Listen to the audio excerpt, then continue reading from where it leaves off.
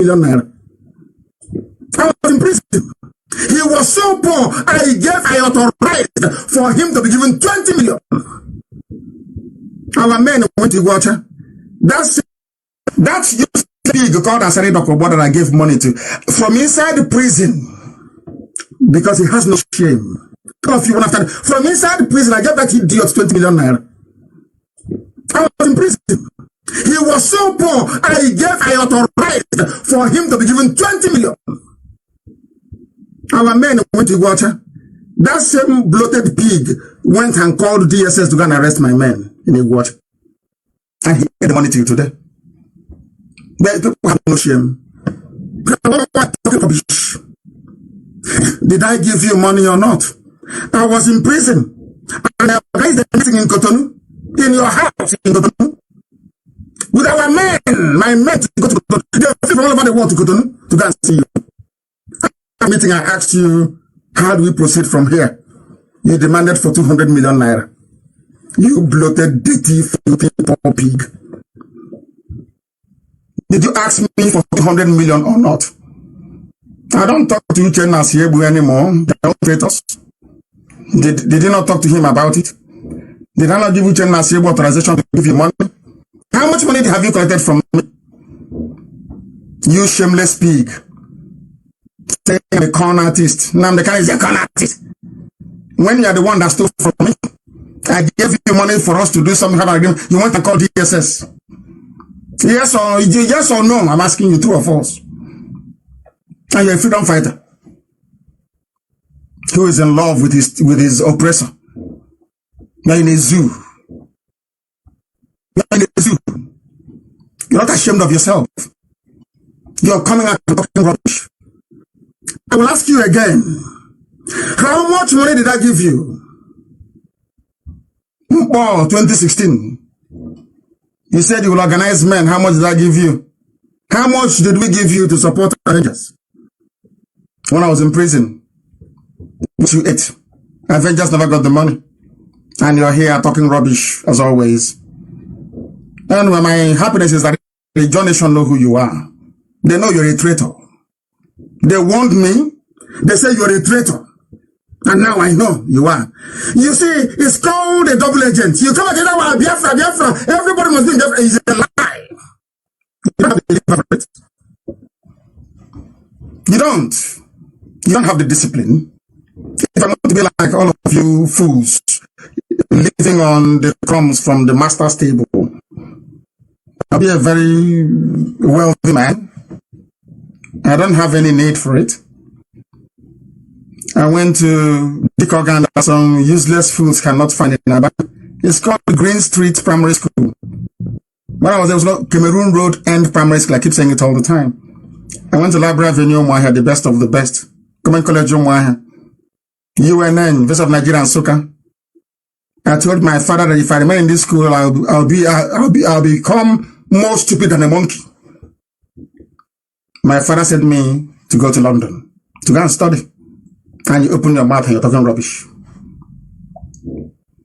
I didn't take money from Nigeria when I was in prison, when I was in detention. Is the money that Igbo man doesn't have that I can take? Who from John Land has given money to IBOB before? Who? I'm asking you.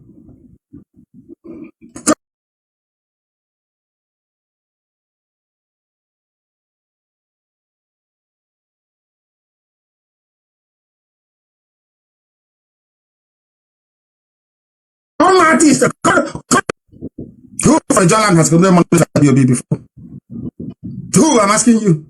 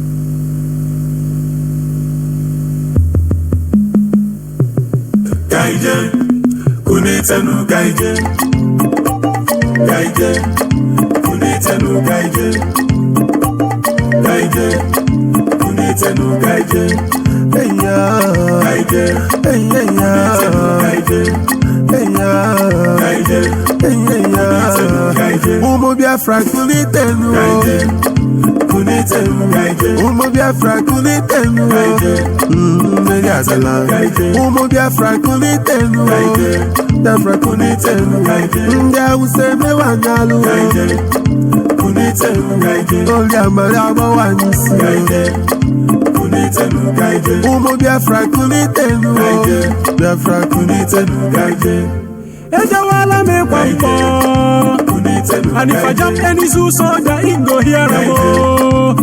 Say you know, I get a juke bucket yo. Oh na, you get it gonna get rocket yo. Oh na na, I think I some babu arogo. Umu Biafra kai kwadono. We be the true blood of Israel. They be the bloody Philistines. So we go take them one by one, and then go run. When we always singing a zoo, and you go ready. No negotiation. Everybody let's stand attention, yo. No violence, no resolution, yo. To hell with amalgamation, yo. Fighting for our right there. Brother, it's not a crime, Biafra is our right there. Make gonna give us a Biafra. we are Biafrans, lovers of freedom. We a nation, no contemplation. Pull the trigger, shoot down the warplane. Shake that, give me the Tigers machine gun. No more Nigeria, no more Zoo soldier for my area. Okereke, I the best fire way I be okereke. The lock up till and they carry the feel like okereke. Anything I made, they go stop us okereke. We don't want negotiation, we want tabakeleke. Chekeleke, obikeleke. Oh, we want to spara for sakeleke. No castigation, the our nation. My people let us go. Apagoji, I come back again.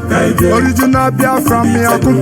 See me a blessing land me I want. A Babylon, them I wanna push under. Almighty Jah, yeah, children them I cry. Plenty men every day them I die. A wicked nation, them I know they try. I get a gospel, me I know they lie. Egala isoko ndi Igbo kaije. Ibibio ikwere bu mu Biafra.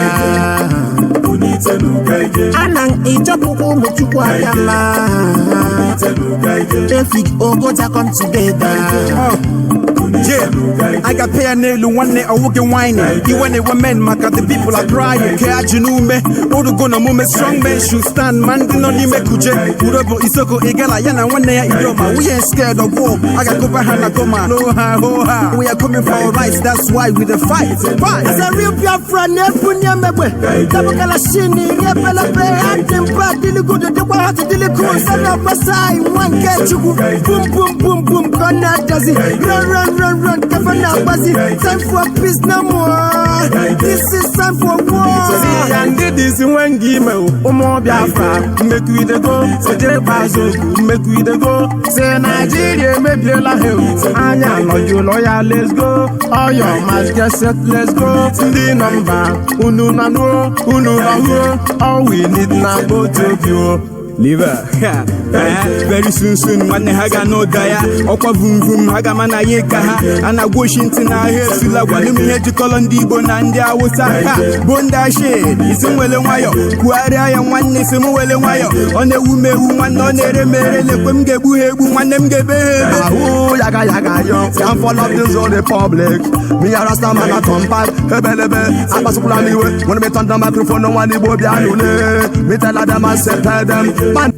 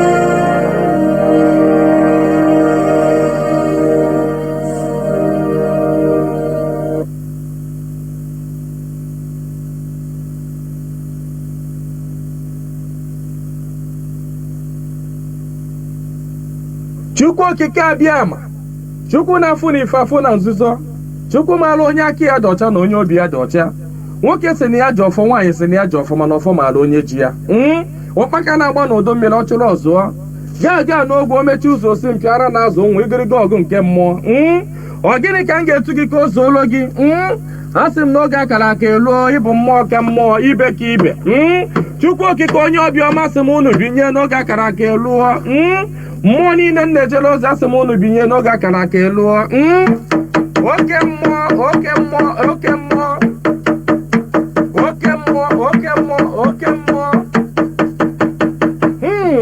mmụọ niile m na-ejere ozi asị m unu binye elu tetenụ n'ụra tetenụ n'ụra tetenụ n'ụra tetenụ n'ụra asị m n'ọnwa unu nwoke bụ nwa eze Chukwu bụ ụzọ mba aka ji ọfọ Igbo ọzọ eme nte eme ime ọsị m nọọ ya nọ n'etiti unu taa ọsọ unu binye enu n'oge akara aka eluo mmụọ nna nna anyị ochie asị m gị binye mmụọ na-afụ na ife afụ na nzuzo asị m gị binye oke ọfọ ji eje ọgụ asị m unu binye ọfọ ndị Igbo niile asị m gị binye ọfọ ndị mmiri asị m gị binye ọfọ ndị ikuku asị m gị binye eze nwaanyị osimiri asị m gị binye eze nwaanyị na-ebe asị m gị binye eze nwaanyị idodi ikwu na-eme asị m gị binye eze nwaanyị amambara asị m gị binye eze nwaanyị osimiri nji aba asị m gị binye eze nwaanyị ala Igbo niile asị m gị binye eze nwaanyị ọgba asị m gị binye eze nwaanyị anike wawa asị m gị binye oke arụsị na n'ike ojuru nwaanyị aga anị asị m gị binye n'oge akara aka eluo igirigi ọgụ mmụọ asị m na gboo dike mbọsị ihe ike mere ọ ga-achọkwa nwa dike asị m dododo unu binye unu bịa tara ọjị na chijiri eji efoola asị m unu binye unu bịa tara ọjị na chijiri eji efoola nna nna anyị ochie mmụọ niile nwụrụ anwụ ka anyị dị ndụ mmụọ niile nwụrụ anwụ ka ụmụ Igbo dị ndụ mmụọ niile nwụrụ anwụ ka Maazị Nnamdị Kanụ dị ndụ mmụọ niile nwụrụ anwụ ka ụmụ Biafra dị ndụ asị m unu binye n'oge akara aka eluo asị m na gboo dike mbọsị ihe ike mere ọ ga-achọ nwa dike ọ sị na mberede nyiri dike na mberede ka o ji ama nwa dike ọya ka m ji akpọ unu n'isi ọhamadike bụ Maazị Nnamdị Kanụ ya nwa bụ Maazị Nnamdị Kanụ otu mkpụrụ anya ji isi ụgwọ otu ọnụ na-ekwuchitere mba niile ụkpaka na-agba n'udu mmiri na-agba n'oge nke ya asị m unu binye n'isi ya nye ogologo ndụ na-arụ isi ike napụta ya na eke napụta ya n'orie napụta ya na afọ napụta ya na nkwọ asị m na ahịa akara aka anaghị eri nwa ngwụrọ na ahịa akara aka agaghị eri Maazị Nnamdị Kanụ asị m unu ga-anapụta Nnamdị Kanụ na eke napụta ya n'orie napụta ya na afọ napụta ya na nkwọ asị m mee ka ọnụ niile kwụrụ njọ n'isi atụgharịa kwụ mma ka ọnụ kọrọ ogiri ọnụ kọrọ ogiri lachaa Chukwu okike abịama onye jiri mmiri siri ike kpọọ aja were aja siri ike kpọọ mmadụ asị m na taata bụ ụbọchị eke n'ala Igbo asị m na eke ga-eketara Nnamdị Kanụ ndụ eke ga-eketara ya nnwere onwe oke ga-eketara ya ndụ oke ga-eketara ya Biafra oke ga-eketara ya nnwere onwe oke ga-ekegburu ya ndị iro kegburu ya ajọ mmadụ na ajọ mmụọ asị m na mbọsị ọ ga-apụta ekwesị ga-anọ n'ụra ndị ilo ya ga-anọ n'ụra ọkwa na ekwe usu asị m gịnị bụ ekwensu asị m na mbọsị ọ ga-apụta ya bụ ndị iro ga-anọ n'ụra ọha bụ ndị ọha nwa bụ ekwensu asị m na ha ncha ga-anọ n'ụra na Nnamdị Kanụ ga-apụta n'ike na ebube Nnamdị Kanụ ga-apụta n'ike na ebube asị m na ọnụ kwụrụ njọ n'isi ya ga-atụgharịkwọ mma asị m ọbịa igbu Nnamdị Kanụ gbuo onwe ya onye sị na Nnamdị Kanụ agaghị adị ndụ onye a ga-eji anazere mmiri onye sị na Nnamdị Kanụ agaghị apụta onye a ga-eji anazere mmiri ọnụ niile kọrọ ogiri ọnụ ga-akọrọ ogiri lachaa osisi abụla oturu ga-emeche wee kwele onye asị na Nnamdị Kanụ agaghị apụta asị m na ọnụ ahụ iji wee kwuo ya na ike ejikwa ya wee kwugharịa mma n'isi ya asị m na ebe onye ahụ na-atụ Maazị Nnamdị Kanụ aga asị m aka gị ga-akpọnwụ osisi ahụ fụrụ Nnamdị Kanụ wee tọọ nkwe asị m ikuku futuo gị anya ọbụla fụrụ Nnamdị Kanụ kwawa akwa alịla asị m alịla akọrọ ya n'anya onye fụrụ Nnamdị Kanụ cheta ihe gburu nwa ya gbuo ya maka na ọ bụrụ ya gburu nwa gị Chukwu okike abịama asị m na mberede nyiri dike mberede ka ọ ji amawa dike asị m na okirikiri ka a na-agba ukwu ose ọ dadị ukwu ose enu na okirikiri ka ndị iro ga-agba Nnamdị Kanụ mana ha ama mkpata ya aka ọ sị na nkirikiri ka ọ na-ekiri odido jiri odido enyi ozu na ọkwanụ nkirikiri ka ndị iro ga na-ekiri ya mana ha ama mfụ ya anya asị m na eje anaba isi ije asị na Nnamdị Kanụ ga-eje na ọ ga-ana asị m na enye anaghị eli ọba maka na inye na ọba bụ nwanne inye agaghị eli Nnamdị Kanụ maka na ọ bụ nwa a sị na Nnamdị Kanụ ga-adị ka echi na echi anaghị agwụ agwụ maka na ije ejere bụ ije mmiri ọ bụla eji nkụ a sị na ya bụ ije ga-abụ ije mmeri a sị m na ọ ga-anata n'udo a sị m na ọ ga-abata sirili welere a sị m na unu ga-aga kpọnatara anyị Nnamdị Kanụ a sị m unu ga-akpọnatara anyị Nnamdị Kanụ ga-akpọnatara anyị Nnamdị Kanụ ga-tụnye ugo ga-nye ya mmeri ga-nye ya mmeri ga-nye ya mmeri tụnye ugo n'elu ugo nye ike n'elu ike nye ya ndụ n'elu ndụ ọkwanụ ndụ ka o ji efu unu efufe unu nye Nnamdị Kanụ ndụ onwe ike wee kwụrụ jinjin onwe ike wee kwụrụ wee fuo unu ofufe a sị na ya kara ka anaghị eri nwa ngwụrọ ihe mere ha ji jide Nnamdị Kanụ bụ ka ha nwee ike wee megide ndị Igbo ka ha nwee ike megide ụmụ Biafra ka ha nwee ike wee kwuchie anyị ọnụ ka ha nwee ike wee kachie anyị ọnụ ka anyị ghara ikwu okwu ọzọ mana ama m na dododo Chukwu okike abịa ma ndị nwa na ndị nwe mmiri ndị nwe ikuku ndị nwe anyanwụ mmụọ nna nna anyị ochie mmụọ niile nwụrụ anwụ ka anyị dị ndụ mmụọ niile ọ kwafọrọ ọbara ha n'ike maka ihe Biafra asị m unu binyenu asị m unu dododo na ọkwa na unu bụ ihe nwe ike a ọkwa na unu ga-eji ọgụ mmụọ a ọkwa na unu ga-aga buori ahịa ọkwa na unu ga-aga napụta ya maka na ihe ọ tinyere unu n'aka anaghị ele ule asị m dododo igiriga ọgụ mmụọ eze nwaanyị niile nọ n'ala Igbo mmụọ niile nọ n'ala Igbo asị m unu binye maka na onwe onye nọ n'ụwa na-anaghị aṅụ mmiri onwe onye nọ n'ụwa na-anaghị eri nnu nnu bụ ihe ụtọ si na mmiri wee pụta onye ọbụla na-eri ihe na-eri ihe dị na mmiri onye na-asa arụ ji mmiri asa arụ onye ọbụla na-eme ihe ọbụla ọ na-eme ji mmiri eme ya asị m ihe ọbụla mmadụ na-eme n'ụwa mmiri ọ na-ebubu ụzọ asị m onye ọbụla kpọrọ mmiri asị na mmiri a ga-agbagbu ya asị m onye ọbụla fụrụ mmiri n'anya ga-afụ Nnamdị Kanụ n'anya onye ọbụla fụrụ mmiri n'anya ga-afụ Nnamdị Kanụ n'anya onye ọbụla mmiri na-awụsa n'arụ ga-afụ Nnamdị Kanụ n'anya onye ọbụla mmiri na-emesa n'arụ ga-afụ Nnamdị Kanụ n'anya onye na-aṅụ mmiri na-eli nnu asị m na ọnụ anyị ji wee lie nnu wee ṅụọ mmiri na ị ga-eji akwa okwu ọma n'isi Nnamdị Kanụ n'aha Chukwu okike abịa ama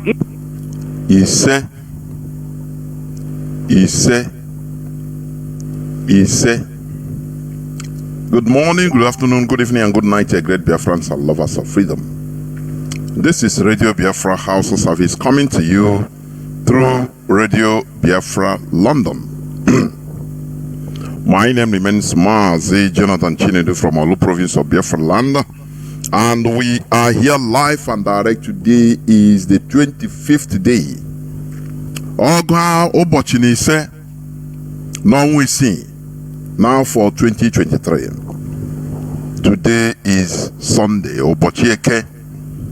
Therefore, I welcome each and every one of you to welcome your friends and well-wishers onto this broadcast of today. Because shortly, in few minutes' time, I will be joined by Mazi, Chinasa, Nworu, a member of the Directorate of States of the Indigenous People of Biafra.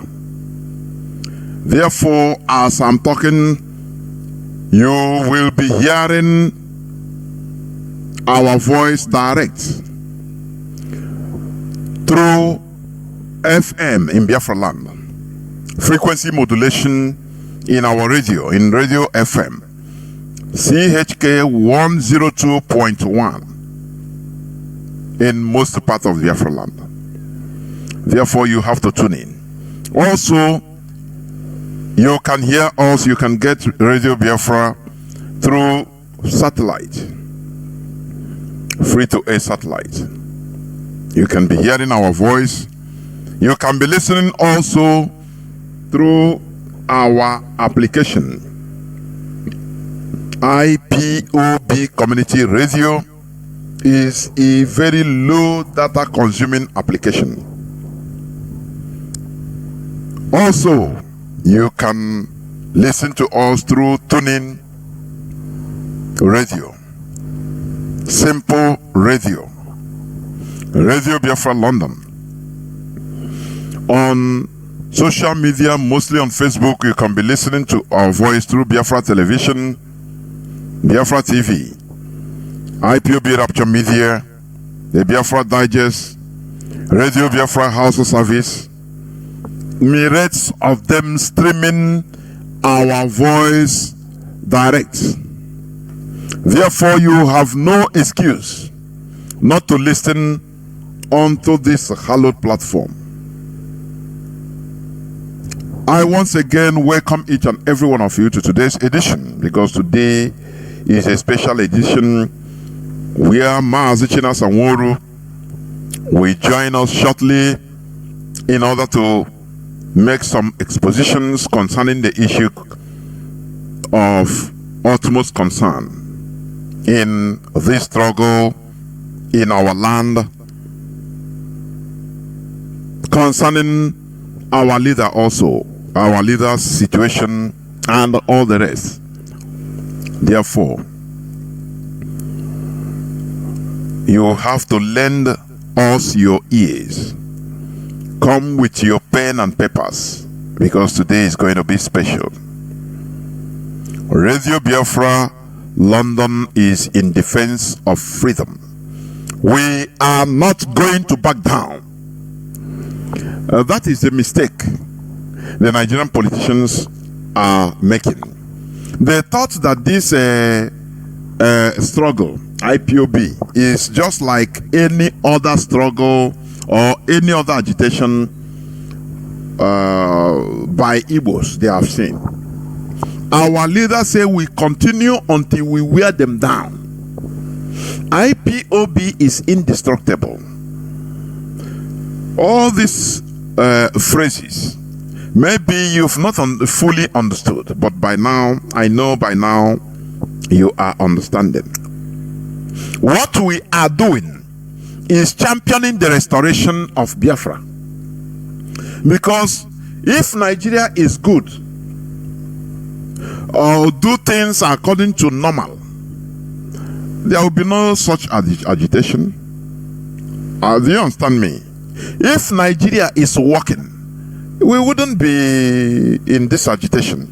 But Nigeria is created in order to fail. Nigeria is created for this problems that are everywhere. Chaos.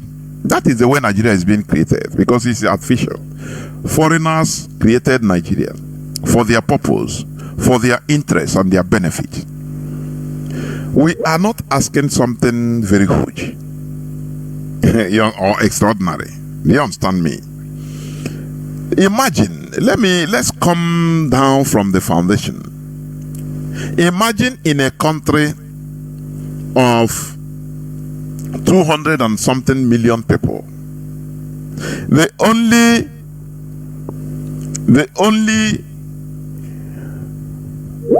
port, the only seaport is situated in one side, Lagos. Lagos is the smallest state in Nigeria. Do you understand that? Do you know that? Lagos is the smallest state. I'm not talking about city, state in Nigeria. But in Lagos, there are 3 seaports. One international airport. Do you understand me? Now, whereas in Biafra land, we have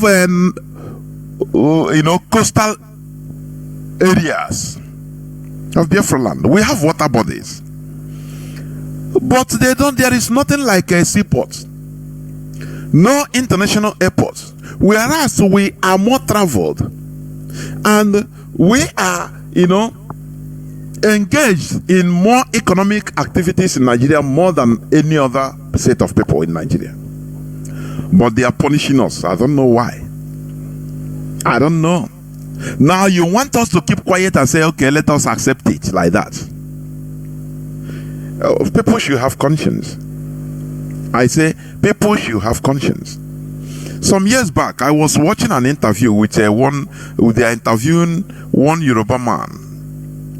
I have checked that interview. I cannot see. He's talking about they are asking, but why no seaport? Only one seaport in one side of Nigeria, whereas no seaport in Biafra land.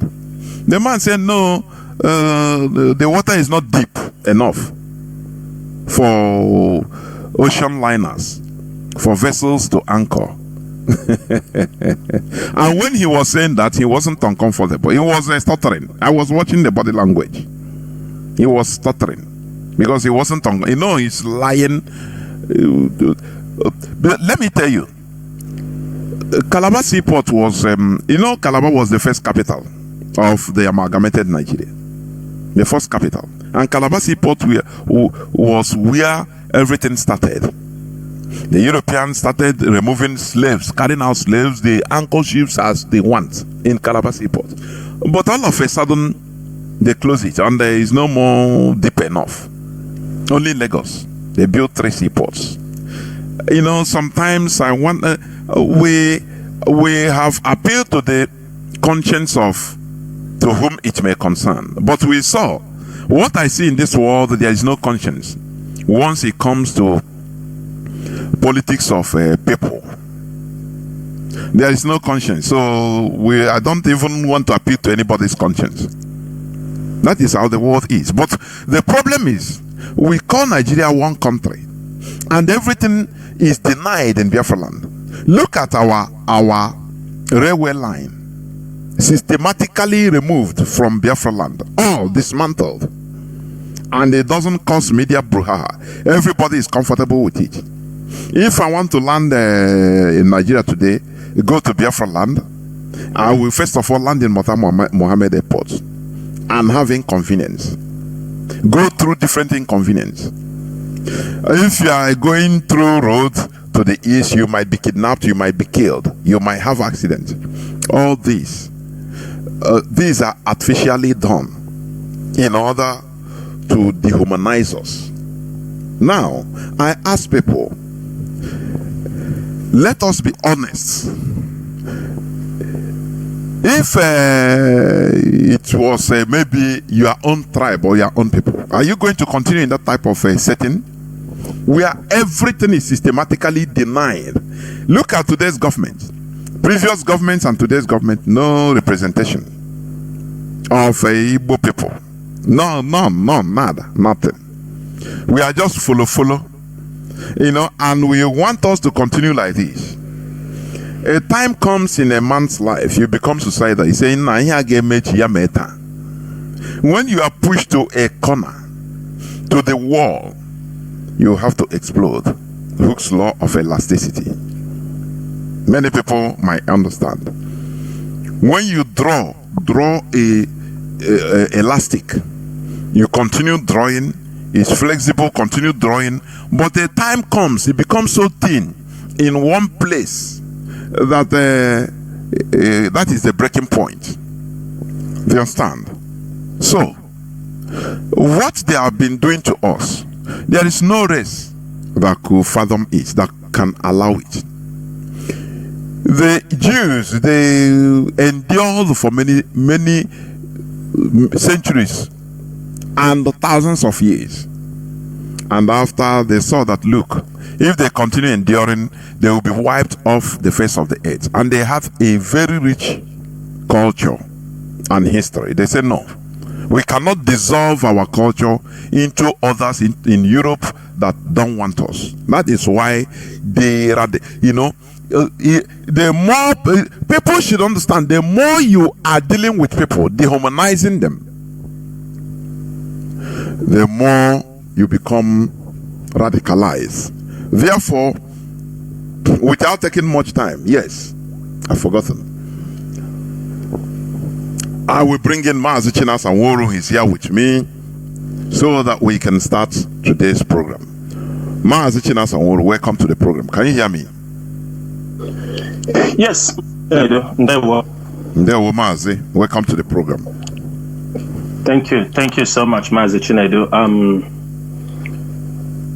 Dear friends and all the lovers of freedom, my name is Mazi Chinasa Nworu. Mazi Chinasa Nworu served the indigenous people of Biafra as a member of the Directorate of State. I come from Obingwa, and Obingwa is from Enaba province. This evening, I come to you all on this hallowed platform, Radio Biafra, to educate, a continuous education on our people, to get our people informed, to open the eyes of our people on certain things that they don't know, because it's our responsibility. Like one Igbo adage says, Akoruo Egeruo. I have come this evening to also open the eyes of the Nigerian security agencies, Igbo politicians, the DSS. I will explain to the world today their conspiracies, all their plans. Not all, some of them at the top level knows what is happening. Some of them are partaking in what is happening. And it is our duty to expose them. And if we don't do that, it will be the greatest crime against us, that we knew all that is happening against our people. IPOB have become the mouthpiece. IPOB have become, we stood in the gap for the Biafran people. IPOB have continually for 10 years now to advocate for freedom for the indigenous people of Biafra. It is not an easy task. It is not an easy journey, but so far, so good. Irrespective of all what the challenges that comes across the way, they are all expected. We have to know that we are a freedom fighting. You don't plan things that comes along the way because the enemies are there. The Nigerian government continually spending money to destabilize IPOB after the rendition of Mazi Nnamdi Kanu. And this evening, if some of your people are not listening to this broadcast, they are going to miss a lot. Tomorrow, we don't want them to come out on social media and start talking things they don't know.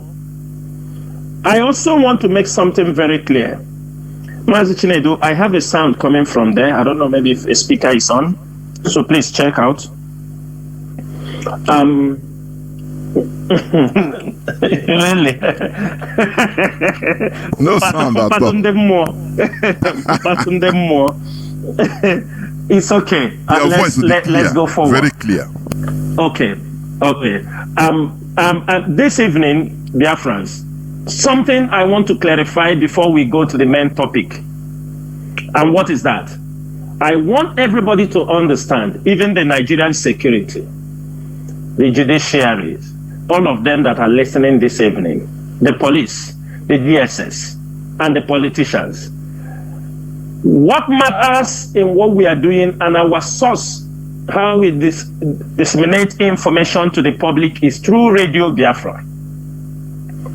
Radio Biafra is where official pronouncement in IPOB goes out from. We do not pronounce anything. We do not pronounce anything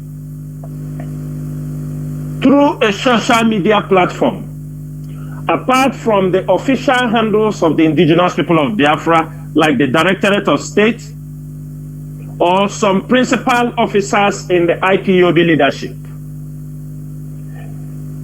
We realize that most of the news being carried in the public. Mazi Chinedu, can you mute from your own side, from me and you? That would be better. Okay, mute your own side. Thank you. Thank you. Very, very clear. What is happening?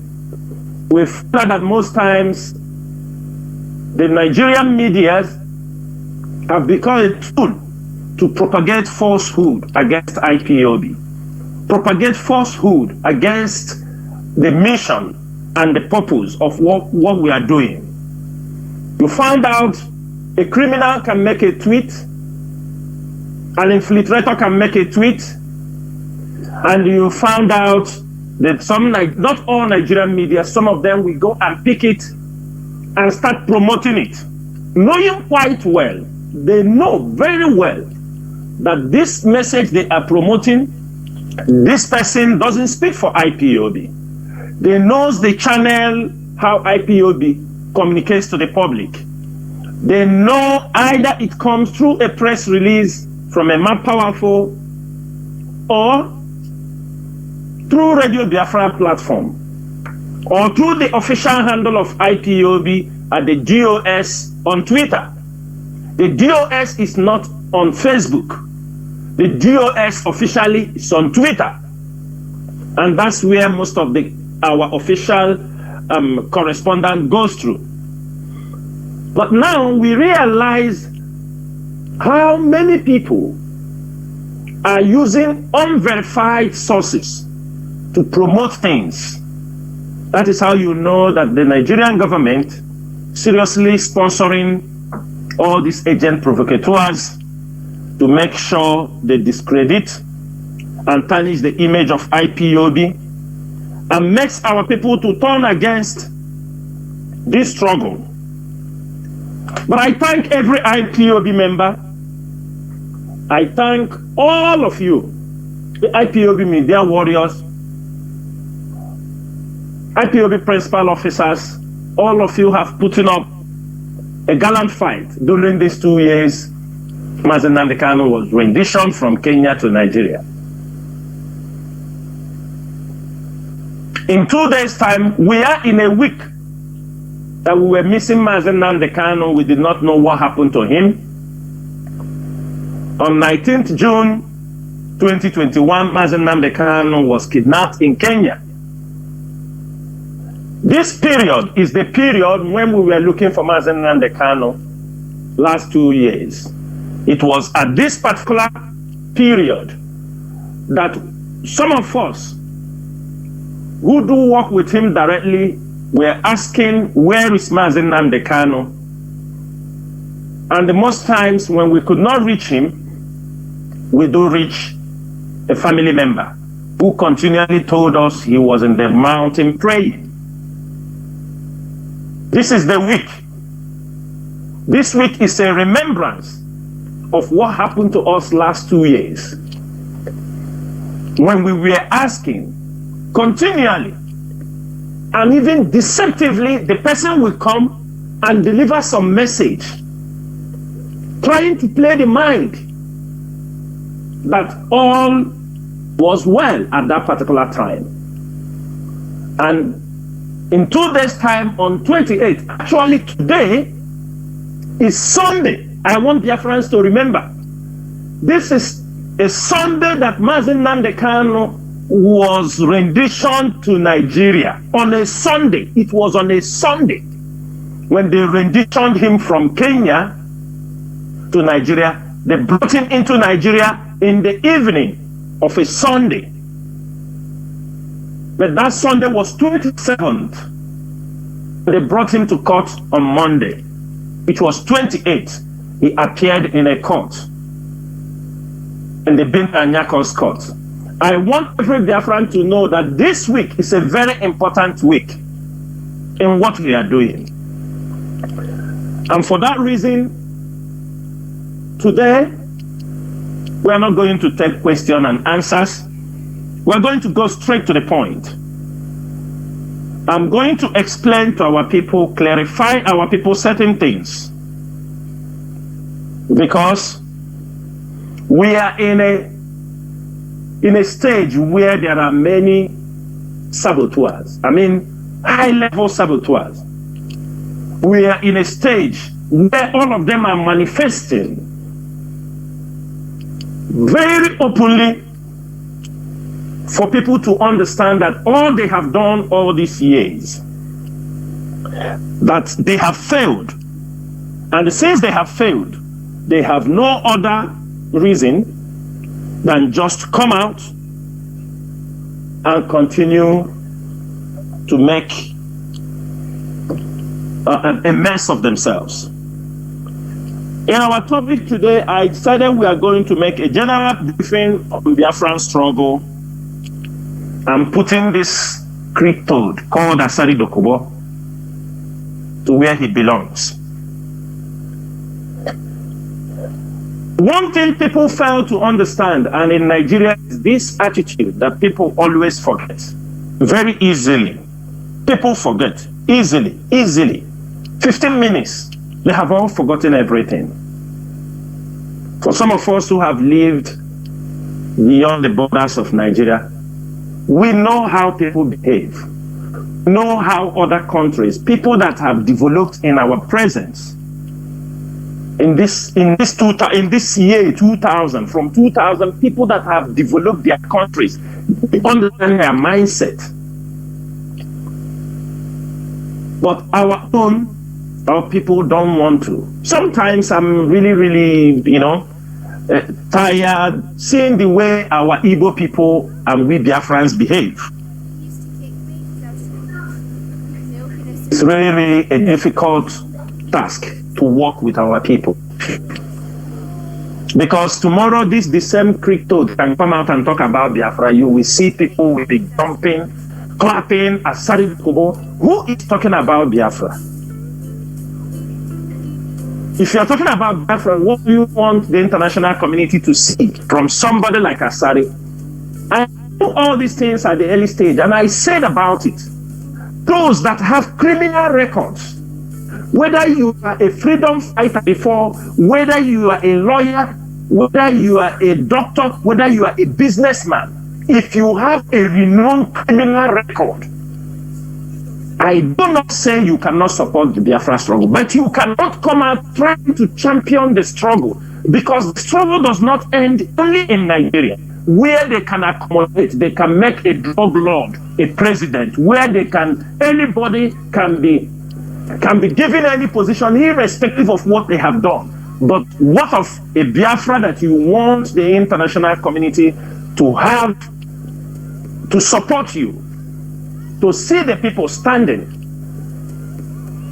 around you? It must be people men of integrity. It must be men of honor. It's not something that one criminal comes out from somewhere, he starts shouting Biafra. This is for those who don't believe in themselves. And I am happy today that most of the members of IPOB leadership, why we have not been moved, we are not being shaken, is because if you trace our history, if you trace our olden days, we are people that never participated in Nigerian politics. Somebody like me never voted in Nigeria. Even before I lived, I never casted a vote for anybody in Nigeria, whether from local government to councillor to state to chairman. I never casted a vote for anybody in Nigeria. I never belonged to any political party in Nigeria. I have never. Likewise, many of my other comrades. That means before we come this far, we have already spiritually and physically rejected anything pertaining to Nigeria. I do not mean that those, if you have gotten anything to do with Nigerian politics or before you joined the struggle, we do not mean you didn't come in peace. But I'm just trying to explain. One thing people do not know, because these are the questions I have come this evening, I want our people to ask. I want Igbo politicians to think what is happening to their own flock. I want them to reason. Because at the end of the day, if IPOB is not there, if Radio Biafra is not there, they will turn everything against us. I want to understand, can everybody look beyond what we, the leaders of IPOB, are seeing, or other members of IPOB, that somebody, Asari Dokubo, somebody, let's assume is like a second in command of Taliban, a well-known jihadist, from Sudan to Libya to everything, suddenly came to Aso Rock. Came to Aso Rock, the same place the president, the Aso Rock press conference house where the president, they sat down and carry out press conference. This is somebody, he came in, went straight to those chairs to deliver. The other time, the Nigerian security, the Nigerian media, all of them were talking about hate speech. Hate speech. Somebody who is well known for his hate speech against the Igbos, against other people in one time or the other, is the person that they gave the Aso Rock conference room to come and address the world. The question is this: do you think that what Asari said there, he just come out and say it? There was an in-house discussion. There was an in-house agreement between him and Tinubu and other people who were there. After they have agreed on what he's going to say, then he goes out there in the presidential conference room and make those pronouncements. And if IPOB did not raise their voice, our people will leave it as one of those things. But I'm very happy that Asari came out in those places and said, because these have also now justified all I have been saying on Radio Biafra, all I was doing on Radio Biafra, it have now justified it. Everybody should remember, there was a time, Asari Dokubo, when Mazi Nnamdi Kanu was captured, before they started coming to Imo State, before Hopozadema gave him the contract, Asari Dokubo, it is on my timeline. If you didn't see that video, go and see that video. Asari Dokubo was saying, kill every IPOB member, kill them. He was raging that our people should be killed. That was the time I confirmed the hatred, because before that time, we have intelligent reports that Asari participated fully in the massacre of the Igbos in Obibo. When those reports came, I did not believe them very well, because we know Yesom Wike, but when it comes to something to kill the Igbos, Asari Dokubo always play a major role in that. When that video came out, because if you remember, he spoke about this NSAS in that his broadcast. And remember, it was during that NSAS that our people were massacred in Obibo. It was the NSAS issue, because Tinubu's name was mentioned, that Onyendu was encouraging Nigerian youth to take their country back. Asari was furious. And if all these things he said has been there, but sometimes information comes to the leaders, we try to weigh in, because we don't want to blackmail anybody. We don't do blackmail. Whenever we are coming out to say something, we want to be very sure. When the problem of Obibo happened, somebody told us that, look, the men on ground tell us that Asari is participating fully in massacring Igbos in Obibo. But it is under coverage, it's a clandestine operation.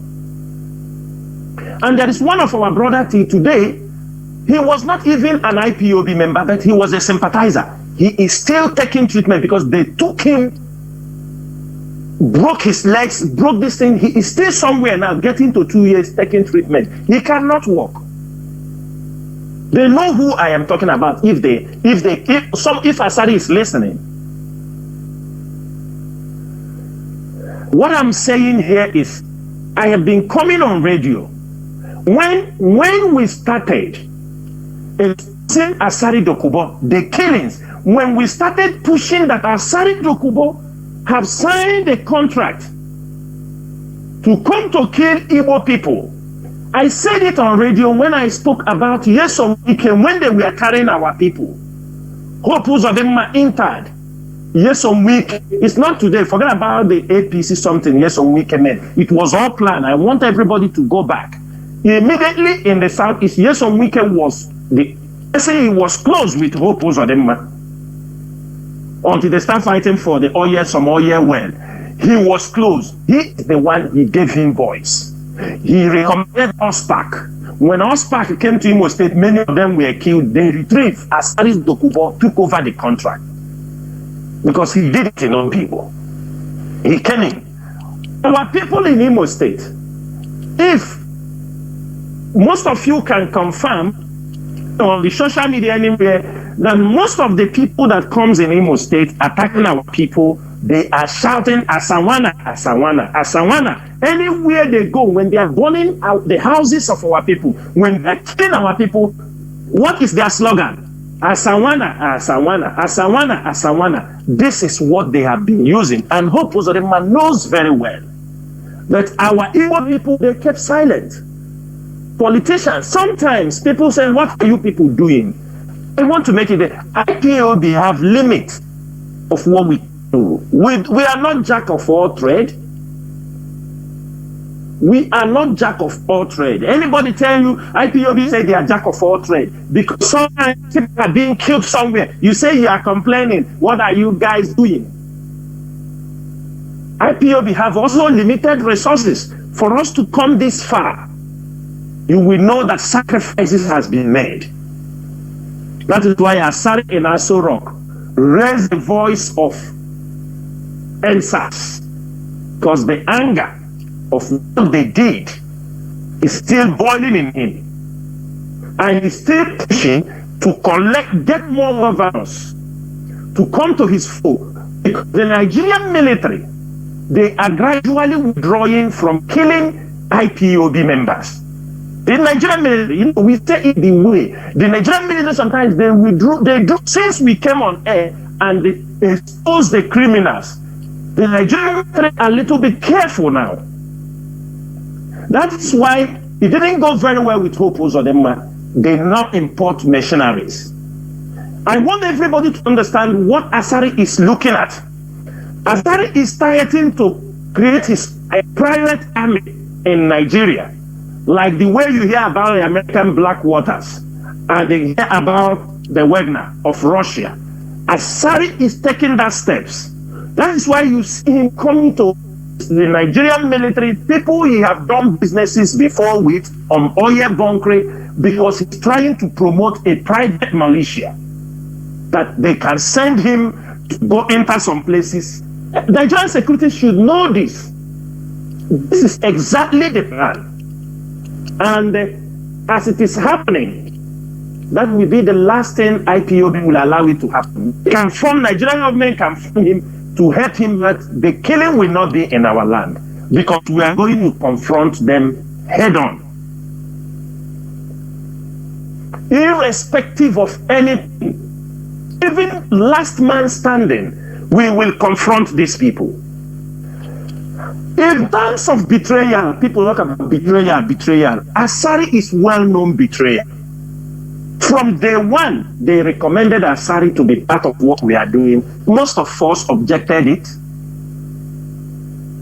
Because when Onyendu was in prison, they defrauded Onyendu 20 million. That one is just not other ones that we are giving to them. But this is one of the, while Onyendu was in prison. And they come to think of it, who is Asari Dokubo? Asari Dokubo is a man between 1992 and 1998. Asari tried to go for councillor in his community. He didn't go. He failed. Asari Dokubo tried to go for ordinary councillor. He failed in his community. Asari himself, he tried to go for chairmanship. He failed. When he went for House of Rep election and failed, he wanted to make problem. That is one thing people don't understand, because he loves Aso Rock. But there is no way he can come there to represent his people. This is somebody, when he failed, Asari wanted to cause problem, you know, in his case. This area, he wanted to cause problem because he has been repeatedly rejected. That rejection makes Asari Dokubo Do you understand me? Because especially when he formed their Ejo Youth, this thing, him and some people formed, because it was after many rejection in that area. Asari Dokubo now, he wanted to foment trouble. The Kalabari people, they reminded Asari that he's a third generation slave. They reminded Asari that his descendants were Igbo slaves. That's why anytime you see him, he talk about slaves. I'm saying now, you can go to Kalabari Kingdom and ask them. They reminded Asari that he cannot foment trouble here. But he is a third generation slave in this town, in Kalabari Kingdom. Asari realized that he could not do anything. He moved out. You know, in Nigeria, if they fail you here, you go and form your own. If you are not getting what you want, you form your own. That was how Asari ran to form the Ejo Youth Council. From Ejo Youth Council, he formed his Niger Delta Volunteer Forces. Asari was barred from contesting any political position in Ijo land, in Kalabari Kingdom. Ask him. From there, the hatred, when he remembered his roots, he remembered that they told him that he's a third generation slaves. It used to pain him. That's why you used to see him some anger. So you people sold us. You sold, somebody that remember, it was something not accepted. Slavery was something condemned around the world. Many of our people in the River Rai area who claim that they were sold, or people were going to capture people, sell them, and that was where, because the slave man were coming, the slave masters were coming in this area. Many of our people, after the end of the slave trade, they refused to return back to their places because of how they were treated. When Asari understood how they came, even the mother, even there is a story in Uzakole. I'm trying to know, I don't know if there's a connection to that. Because there is one uncle we know, they said the sister was sold to the River Rai area during the slave trade, but when she was lucky, they did not put them in the vessel heading for the journey of no return. And after she married in that place, have children, she bade the children never to have anything to do with the Igbo people. That was also one of the disadvantages of the slave trade. Now, we talk about betrayal. Henry Oka, all of you know Henry Oka. Asari deceived this man that he will do this. The man sold his properties. Both in South Africa, in many places, hand over to Asari Dokubo. Asari Dokubo ate the money. Today, Henry Oka is in prison in South Africa. Asari Dokubo, realizing that the son of Henry Oka can take revenge against what he did to the father. Son of Henry Oka is also in prison in Abuja. He's in prison. He also sold him out. And the boy is serving a prison sentence in Abuja. I'm telling you people about Asari Dokubo so that our people, not tomorrow, after they have displayed this hatred in Aso Rock Conference Hall, tomorrow some of you will come again and start clapping for this criminal. Asari Dokubo himself, everybody knew. There was a time Mama Gaddafi said Nigeria needs to be divided. That was one of the things Asari sold to the Islamic group in Libya. Asari defrauded Mama Gaddafi. Defrauded him. Huge amount of money that is going to declare a Niger Delta Islamic Republic. Asari Dokubo. When he took the money, he returned back. He never declared anything. He entered into more oil bunkering, pirates, kidnapping, and all these things. In Libya, they gave him person non grata. Asari cannot go for betraying the Mujahideen. This Islamic group he's using, he said it's Mujahideen. He betrayed the Mujahideens. He betrayed them. The money collected from Imam and Gaddafi, that was the false hope. Asari went there to talk. Once in a time, I visited the school where people spoke about him in Maracas, Sudan, in Khartoum. He studied in Maracas, African International University in Khartoum. I met some people who spoke about him in Maracas when they were doing their Ahwan Muslimin, the Muslim Brotherhood, and Hijra wa Talfiyah. These are people with the information we knew about this man. Most of us never accept his ways. It was this betrayal that Asari did. The Fulanese, Muhammad Buhari, he's the champion of Islamic, because they disappointed Muhammad Buhari, because these were people they're supposed to work together to Islamize Biafra land. He was the contact point for the mission to Islamize our area. That is why I don't like him.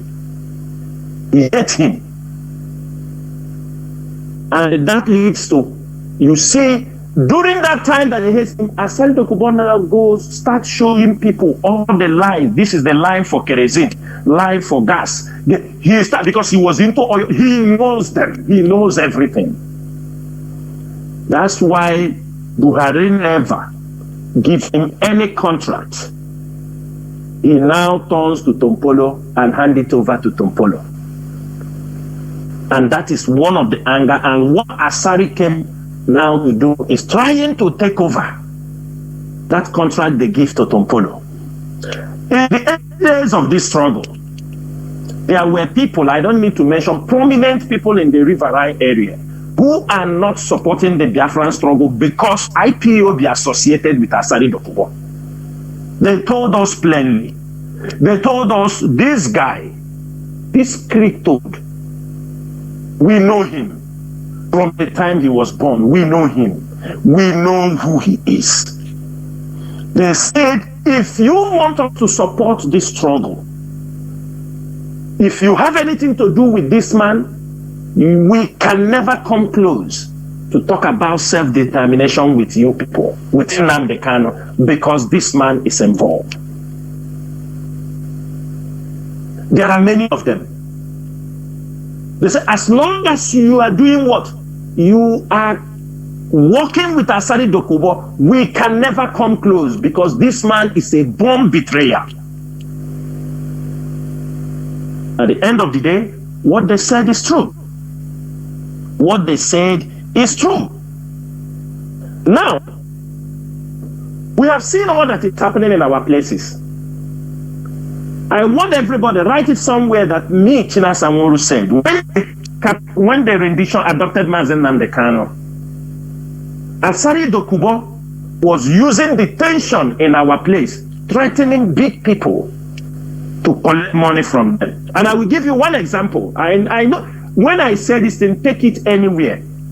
As tension was gearing up in our place after rendition of Mazi and Kanu, there was tension. Asari Dokubo used that opportunity defrauding people.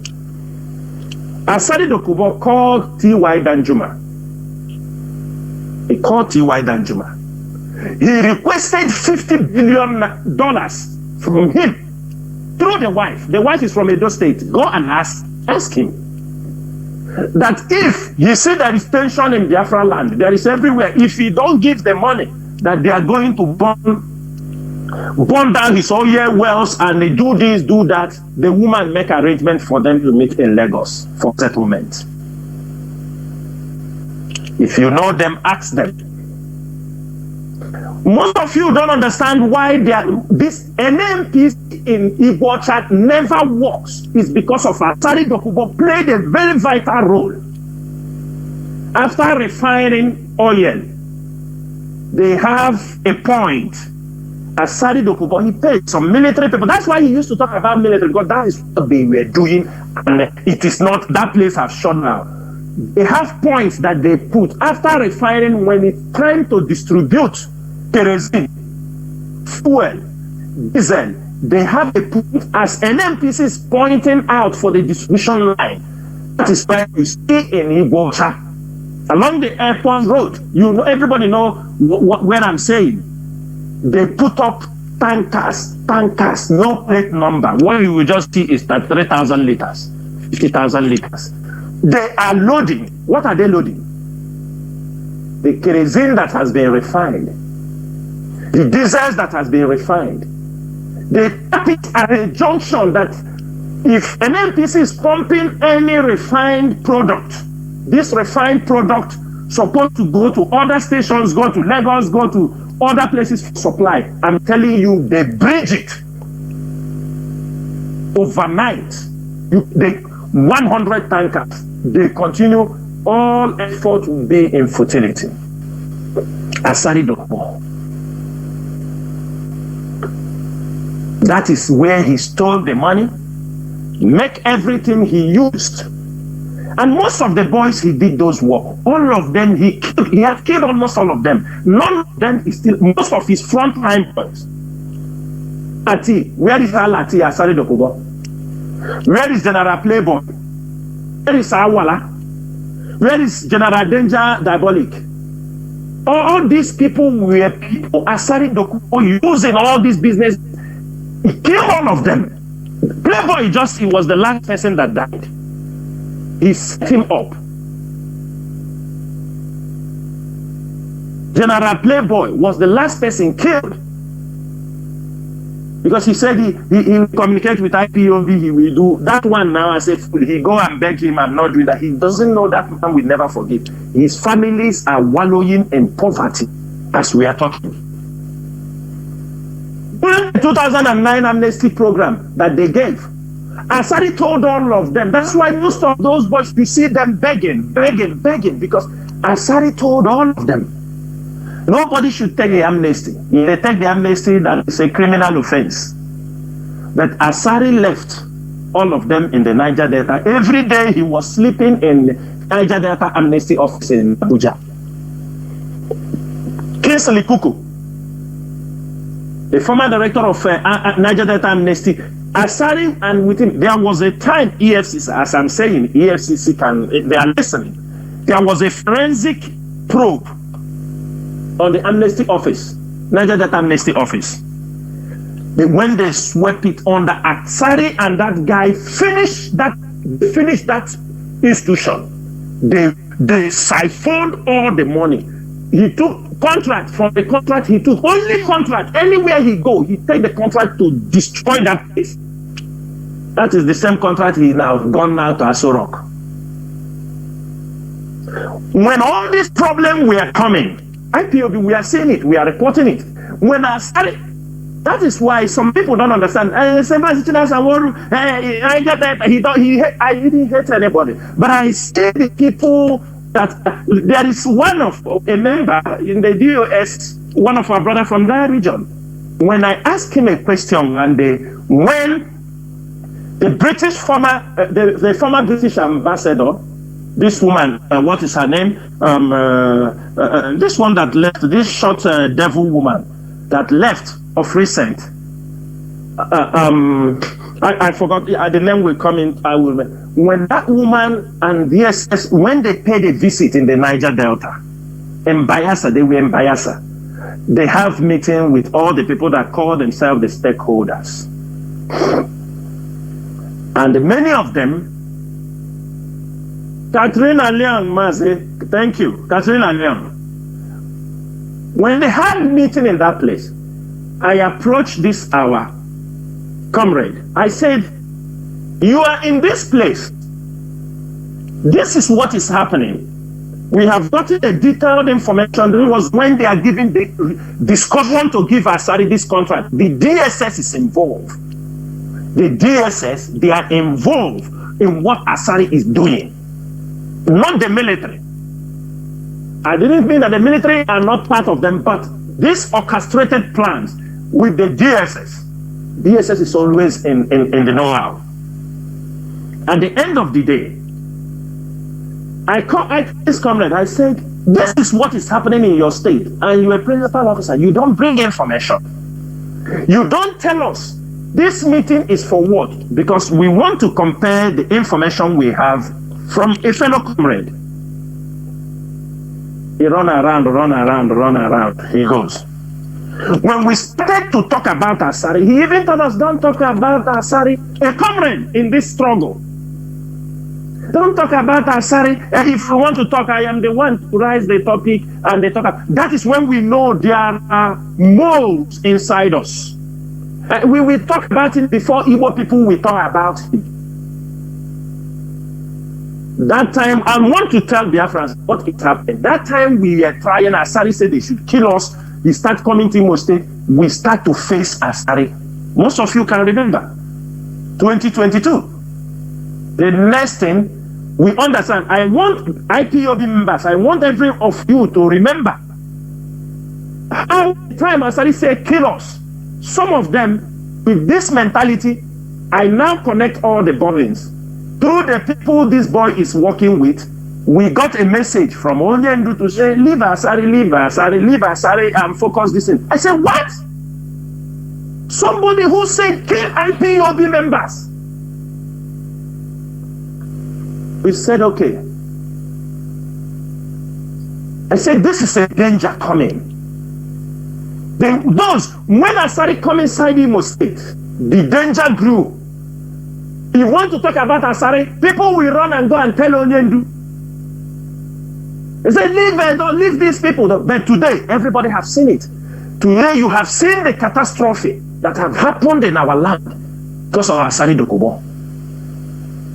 Moles, infiltrators in our midst. When Asari, they started killing,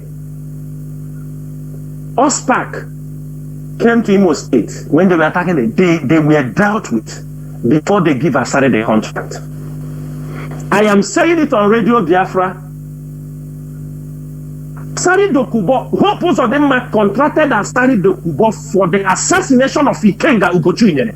Chinasa Nworu said it on Radio Biafra. Some of the people carry out that operation and fail. Some of them are also regretting when they start to understand they were all our people from the riverine area.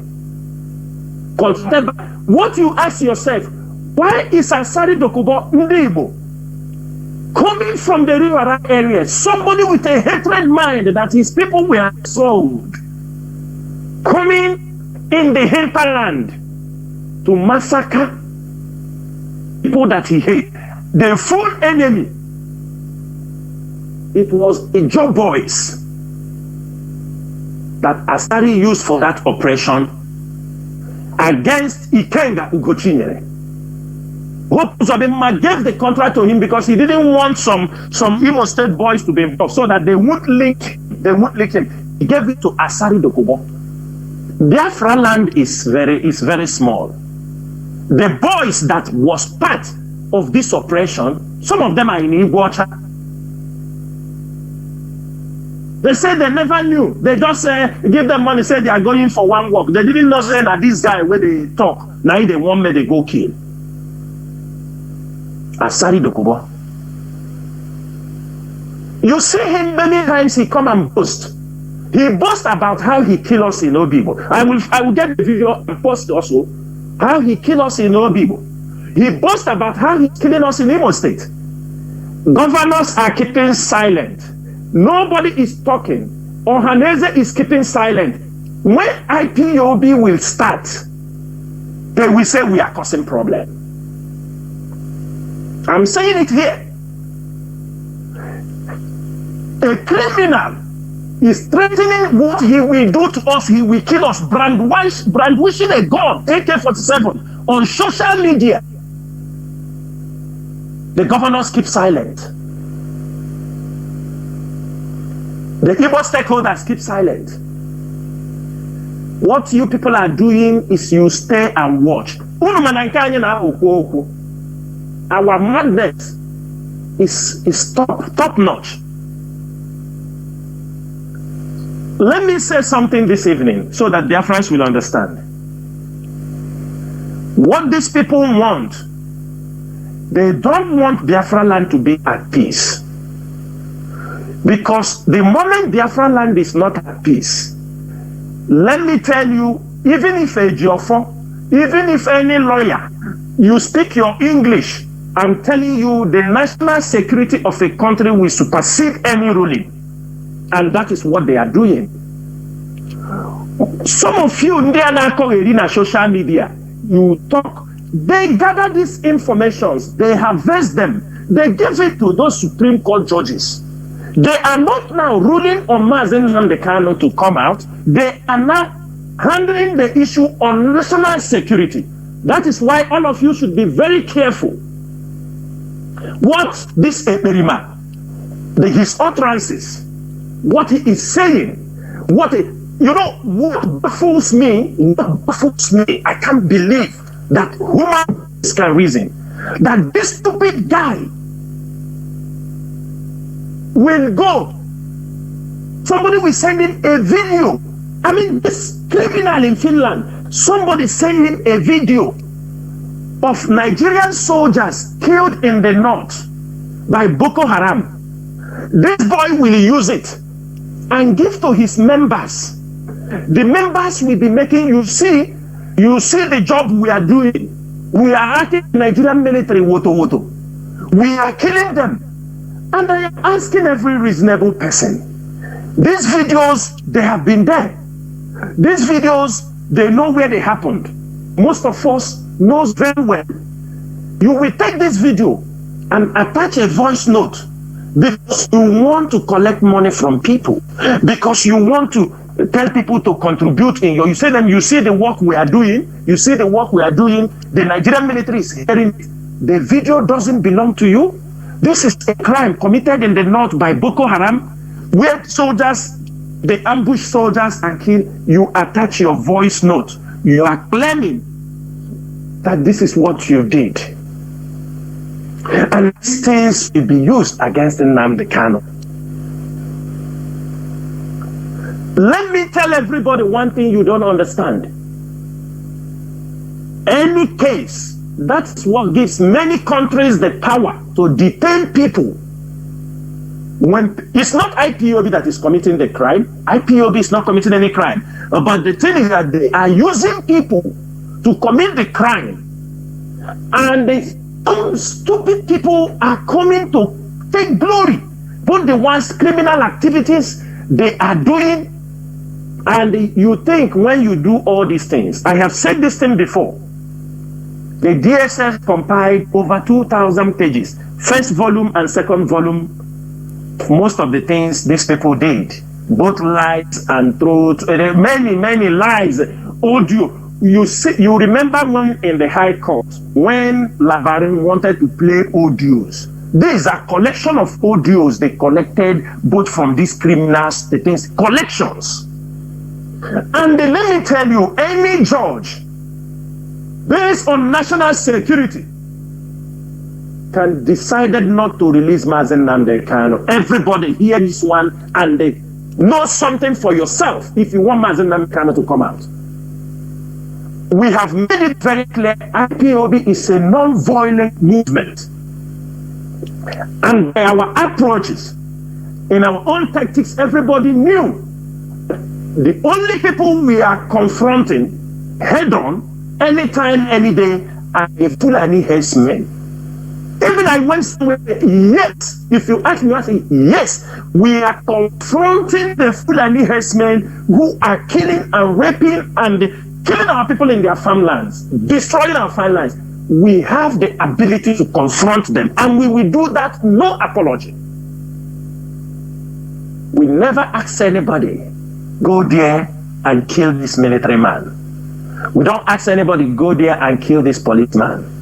But people have done a lot of things that they took it, they go and do things, then we put it on IPOB. I have said it on here, we have strategies to put Nigeria, to unsettle Nigeria. Today, what is the position of Nigeria in the international community? Nothing. Nigeria has been relegated to the lowest of the low. Today, It's South Africa that Egypt, they are the one leading Africa in anything. It is the work of IPOB. Because when Nigeria went ahead and targets terrorist group, a terrorist group, they think they are doing IPOB. They don't know they are destroying themselves. Let me tell Nigeria what they have failed to understand.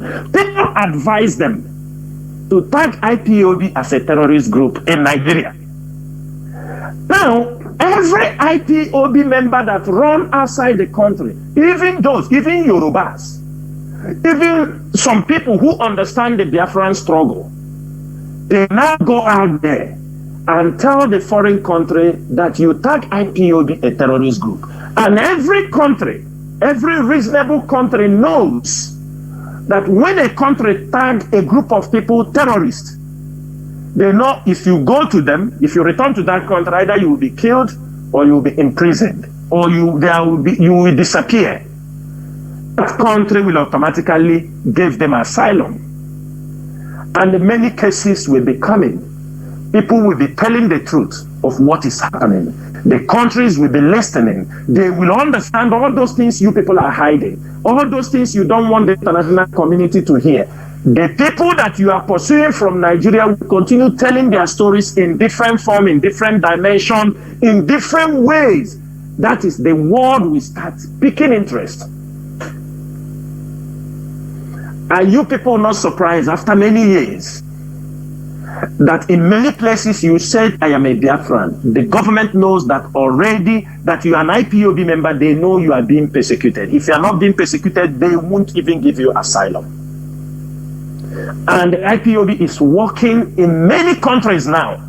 Based on that Nigeria tagged us as a terrorist group, we are presenting our cases to many international Supreme Courts who will automatically, just by mentioning your IPOB member, automatically you will get asylum.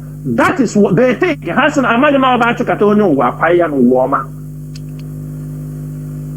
We use it and continue to tell our story to the international community. That's why we tell everybody must be resolute. They tag us terrorists, but look at what they are doing in our land. People are committing crimes and ignorance. They will use it and tag. You call and embrace. Call me a terrorist if you don't want to answer a terrorist. Most of you don't know. You think it is bravery. You don't know it's stupidity in the highest level. They have all gathered. They push. They want us to make statements that we use against us. They want us to use statements that they will use and make sure that Nnamdi Kanu is not released. We are smarter than them. And I'm happy that one of the governors also confirmed it. Some of them, they say these guys are smart because all of their plans they are doing, it never works. Since the rendition of Mazi Nnamdi Kanu, they know we know what we are doing. We don't want Biafra that we be to kill our own people. That is not what we are fighting for. We are fighting for, I'm asking our people, let me, if you are an IPOB member, before the rendition of Mazi Nnamdi Kanu, have anybody in IPOB gave you any instruction to go for kidnapping, to go for killing, to go and do this and do that? Have anybody ever? Have anybody in IPOB leadership inform you, go and kill this person, go and kidnap, go and snatch car? If there is anybody who has told you, come out and tell the world that the leadership told you to go and do this, do that. Sometimes I will say something and people tell me, no, it's not good to say. You don't know anything. That's not back of our coat. There are certain things to tell because this crime is committed against our own people. When you keep silent, it continues going on. And we say something here on this radio, some of you will be shocked. The level of criminality these people are committing our hand. The Ejo boys. Some of them are from Yoruba, some are the Igbo boys. Tinubu gave them. How they know how they concocted their thing. Some of them are Shetima boys and the Ijob boys And the few of our people working for Hope Uzodinma and all that, they gather. They go places. Kill IPOB members. Look at the video and that is what they are doing. And I am using this opportunity to call all the human rights groups, Inter-Society, Amnesty International, Nigerian Observatory Group. You people go to any fake local government. You will discover mass grave of Biafran youth massacred. Biafran youth massacred. There is a lot of mass grave in every local government in Olo, all the whole Olo, all the local government where these Bubago people are camping, they are all mass graves. They go to a place where they see youth drinking, 5, 10, they clear of them straight. When they bring you, they put on the table, they drop a gun, drop bullets, they tell you are IPOD member. You start denying. They are bringing our youth 20, 30, 20, 30. The people they are cutting, there is an army fake. This area they are controlling. This woman, the sign of Hope, they have a place they dump body. There is a woman. We'll catch that woman. We'll catch her. She's the one, when they dump some bodies, they feel she's the one, where they dumping dead bodies, she's the one go to take body parts. The private parts, the eyes, the tongue, anything she wants, after she take, she move. They are selling. Some taking more body organ, they are taking. The ones doing, what do they call it? They are cannibals. Those who are practicing, they are all there. I can tell you, Biafrans, that these people they brought into our land. There are something some of you don't know. This boy, most of you remember this boy they call Udumod, and many others. And the baby that was killed. Many of these guys, you people don't know the kind of crime they were committing in our land. They killed their victims. They cut their private parts and roast and eat. That is the kind of thing happening in our land. When we come here to talk about it, some of you will not. You think we are talking nonsense. It is our people. Every day you complain your brother they kidnapped. You didn't see him. Your brother they kidnapped. You didn't see him. You don't know what happened to him. You don't know what happened to him. I am telling you what is happening in our land. Just to that IPOB. I mean, the time baby was killed, Double Lion, Odroad, all these people kill their victims, take their private parts, they roast for them to eat, to make themselves invisible and powerful to carry out operations.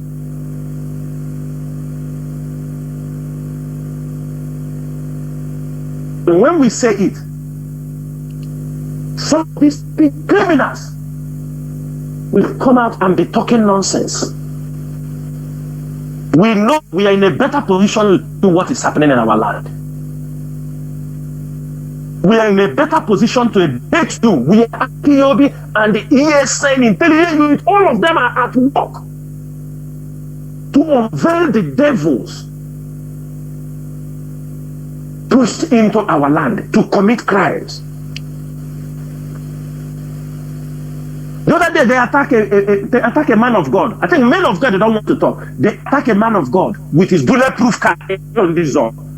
When they fell, I think the military they went there. They are burning people's houses. Did you hear it on any media? Nigerian media will never carry it because they are stage managing a lot of things to just if they want to, if Hope Uzodinma want to enter your community, enter your distance, they only have to stage. They stage a crime scene and then unleash attack on the community. That is the only thing they do. Why we are keeping silent? Because it's not that we are keeping silent anyway.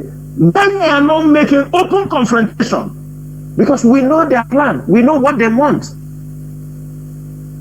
But I can promise one thing here. Never will Hope Uzodinma be forgiven in Biafra land.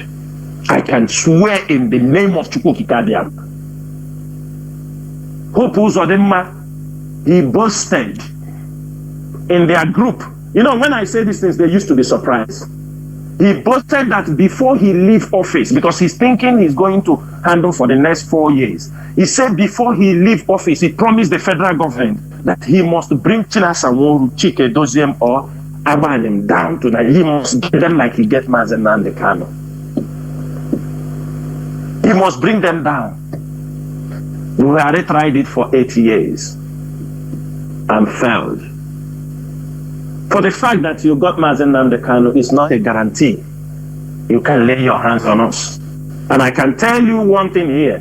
Any day they try that to extradite me or do me anything to Nigeria, everybody involved in all of us will die at a spot. We'll all die at a spot. They must be ready. They must be ready. I'm already ready. Any day they try that, whoever will come for the distance, my head and your head will go down together before the mission is accomplished. I'm just making it very open.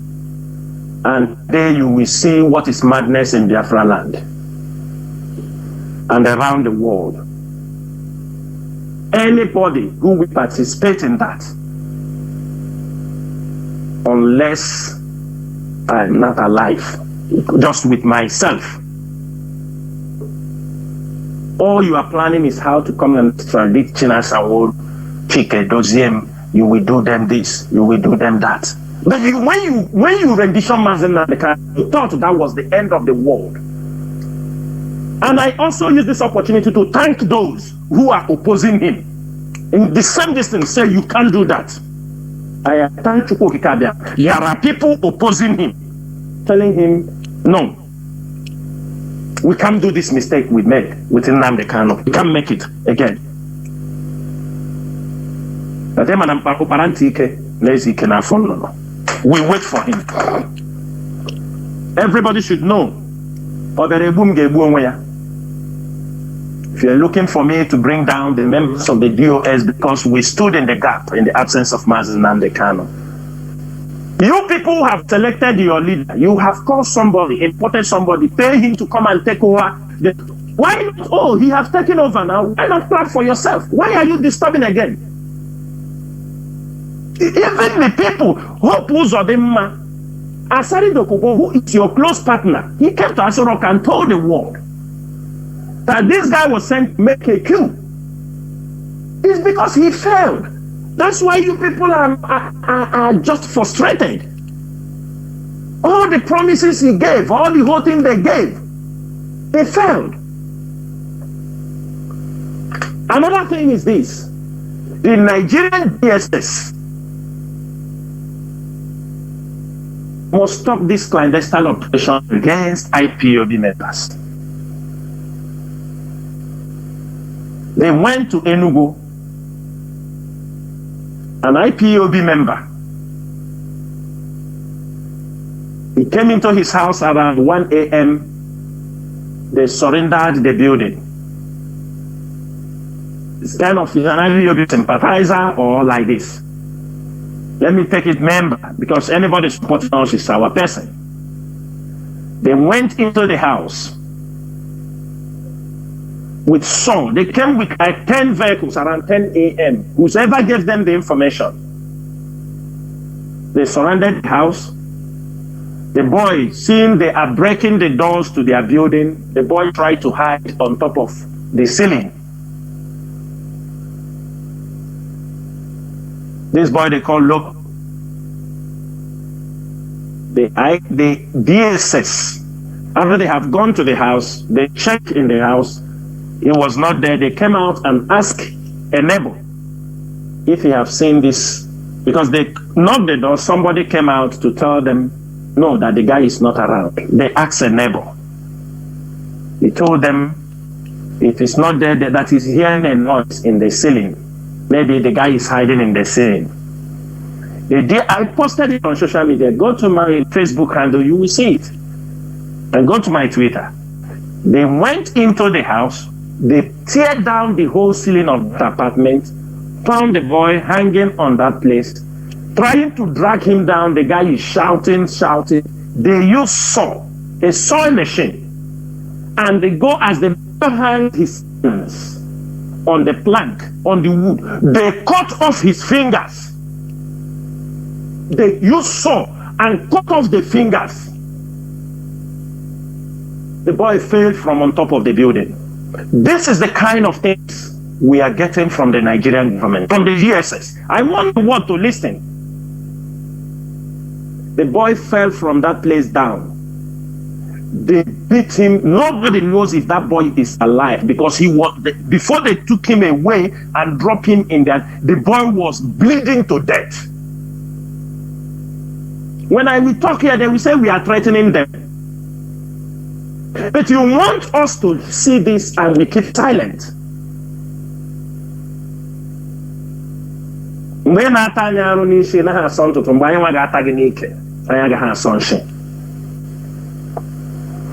DSA should remember what they did in August 2021 in Enugu. They know how catastrophic that is. 2020 in Enugu, before the launch of ESN. They knew what they did to us, where people were doing exercise, morning exercise. They came and attacked us. They know the consequences was disastrous. Today, they have gone again and commit this heinous crime. Nobody knows if this guy is still alive or if this guy is still dead. These are the things IPOB members are going through in the hands of Nigerian government with the help of this Asari Dokubo. And he boasts about it. Today, somebody said he's denying that. He said he's not talking to the Igbos. He was talking to somebody. I said that is a typical fallacy. Because what he is doing on the ground, and this evening, there is an order on Asari Dokubo head and those Ijaw boys paraded in Biafra land. I'm saying it so that let them go and take it and broadcast it anywhere. If Ijaw people will not rise up and condemn the activities of Asari Dokubo in the hinterlands, because what they are looking for is to cause problem between us and Ijaw people, and Asari is whom they are using. But we are expecting the young people to rise up and condemn that statement Asari made, but all of them are silent about it. And for that reason, we know nobody will talk, we know nobody will revenge, we know nobody will do anything. But for IPOB, we will do something. And from this evening, a marching order has been given. It's very simple. His voice, he said Diabali. Diabali is an animal that smells.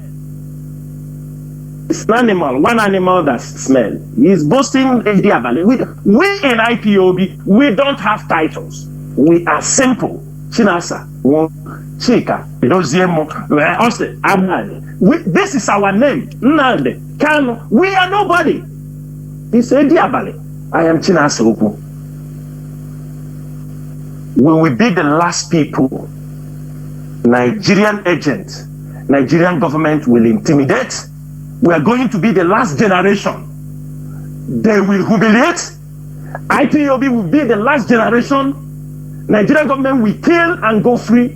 We are going to be the last generation saboteurs will destroy and trying to scatter us all over.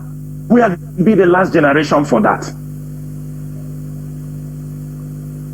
I remember I started years back when he talked about go and rent people. We didn't come to rent people to go and fight for anybody. We are fighting for our land.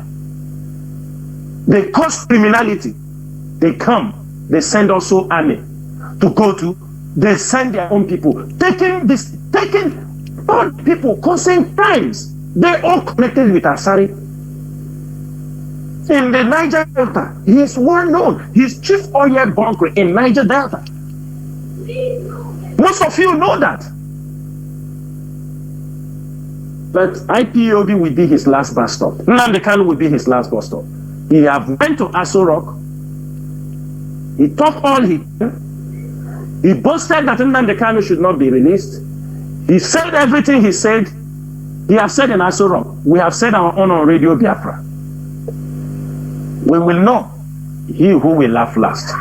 Mazi Chinedu, I will stop here so that we can go to other topic. Nworu Chineke. Nworu Mazi. Continuing in that, please, I want to ask this question. You know, concerning the statement of the pig in the creek, we all know. It's not only about family members of indigenous people he threatened. He threatened the Igbo Biafrans in general, a nation. So, what I want to ask, which also might be in the ears of, in the minds of many people, is what is let me say, Igbo politicians? We know that some of them are working with Asari Dokubo, but what is the perception by the intelligence of IPOB about the feeling of Igbo politicians on this statement? Please. I don't know whether you got what I mean. Yeah, Mazi, I understand. Mazi, but with our intelligence, many of them are not happy from what Asari Dokubo have said. You know, at the earliest stage, when he said, kill IPOB members, some of them are happy. Are you understanding me? Some of them were happy. Kill IPOB members. Kill them.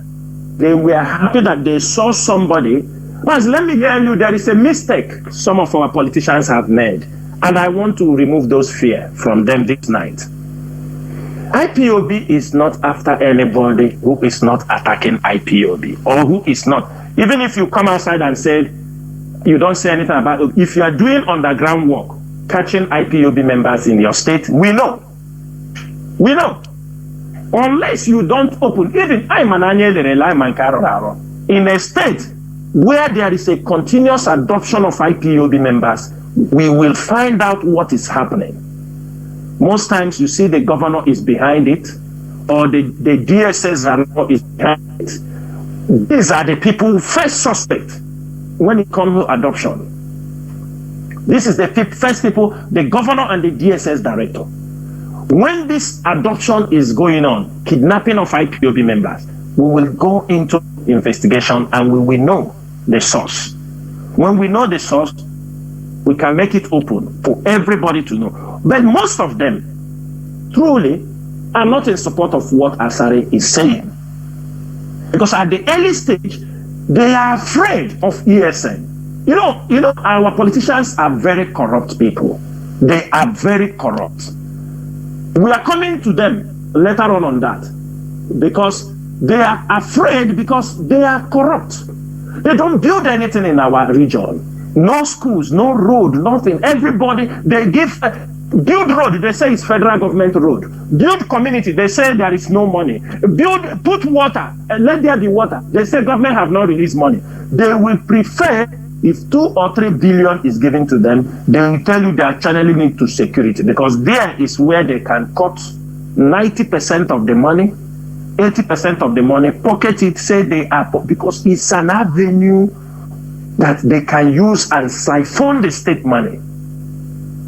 So every month, it's like when Tioji was in power, 2 billion naira coming, he removed 800 million, say for security vote only. That means a lot of insecurity. That is where they use to make money.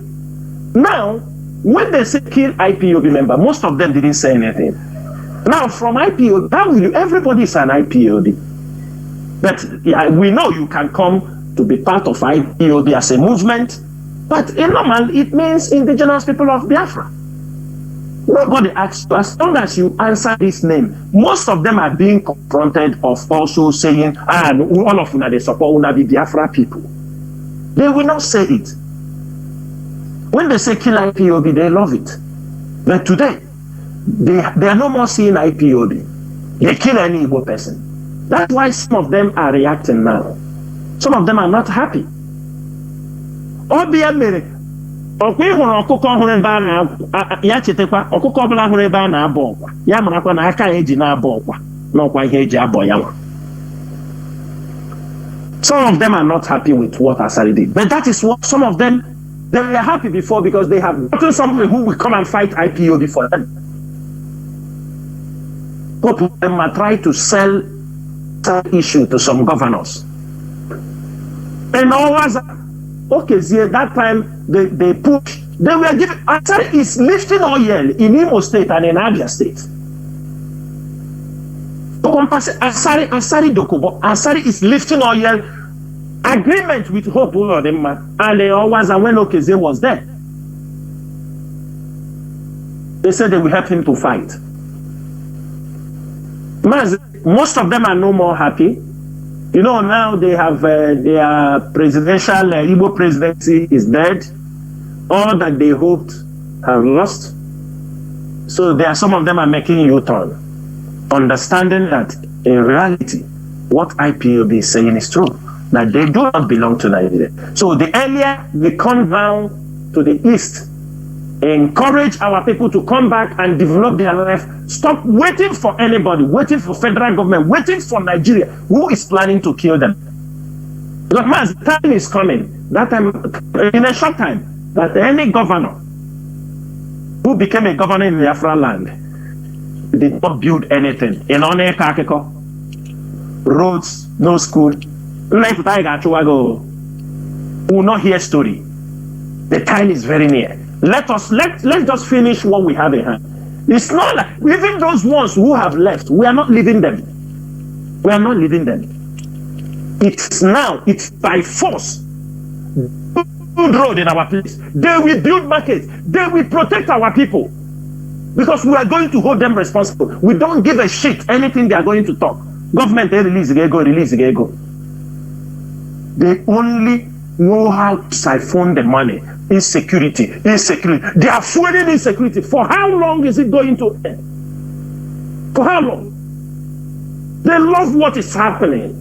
That's why they will go outside their land to go. We are not looking for any governor to kill. We are not looking for anybody to harm. What we're saying is, when we told them this is what you have to do, they became jittery. They are afraid. IPOB. That is why he came for the matter. Pumped about Tongan. When he see men gathered in Mazi the Kano place, that was one of the reasons. He said, this man have gathered these people. He's coming to kill us. So government come, they bring out money. Start Python dance. And it was the foolishness of people who did that thing. Because that time we said no. I think people saw when ESM was launched. Do they know how it happened? Do they know where it happened? We don't do show because we mean business. Those who mean business don't make shows. We don't do shows on social media. We don't do shows on anything. When IPOB launched ESN, where you see, did you see it anywhere people are talking, or did you see anybody who wants to know? We mean business. We mean to protect our land. Because they are not only killing us, they are taking our body organs, Mazi. They are selling our body organs. Our place has become a place where organ harvest is very normal. And you don't know. And I talk with him on your God initiate. But some of them are not happy over what he said, but they have to do something. And if they don't draw their attention, it will land on their head. Because we will cost what we make them to speak. But what I'm saying is this: we don't hunt anybody irrespective of anything. What matters is the protection of our land. We continue to pursue our... You see, Biafra will come. It will come. If there is a policy they did against Biafra not to come, they will later revoke it. If there is a constitution they said there will be no referendum, they will later revoke it. I'm telling you, the way other people, we are going to set we're going to set something people have never seen. Nigeria, until they grant us freedom through referendum or in any way they like, Nigeria will never know peace. We will never know peace. There will never be peace in Nigeria. So the earlier they start, the better for us. And also, let me say something. The governors must rise up and say something, because if they like, they call it anything. The West have started gradually to endorse Tinubu for reasons, because he have promised them that he won't release Nnamdi Kanu, because the West already complaining they have too many problems in Africa. Releasing this man also, here they are stealing, where they are getting their they are stolen wealth. Where they are getting their stolen wealth. You think the American embassy they are building in Lagos, you think the money is coming from America? It's money stolen from our land they are using to build their biggest embassy around the world. They have come to stay. Ever the Zuto Shanala, do people go? They get things for free. And the governors must rise up and say, let them say, we don't want you people. You stay in your land and develop your land. They tell you don't come to America, go to Asia. They tell you don't come to UK, go to other places. Seek relationship with others. Asia is developed. Seek relationship with countries that can come and help you, not countries that threatens you every time. The governors are not doing enough because they are not rising up to speak. And most of them, we know they will not talk. Even if one speaks, another will not speak. But what we are saying is that they must open their eyes. Because at the end of the day, Mazi.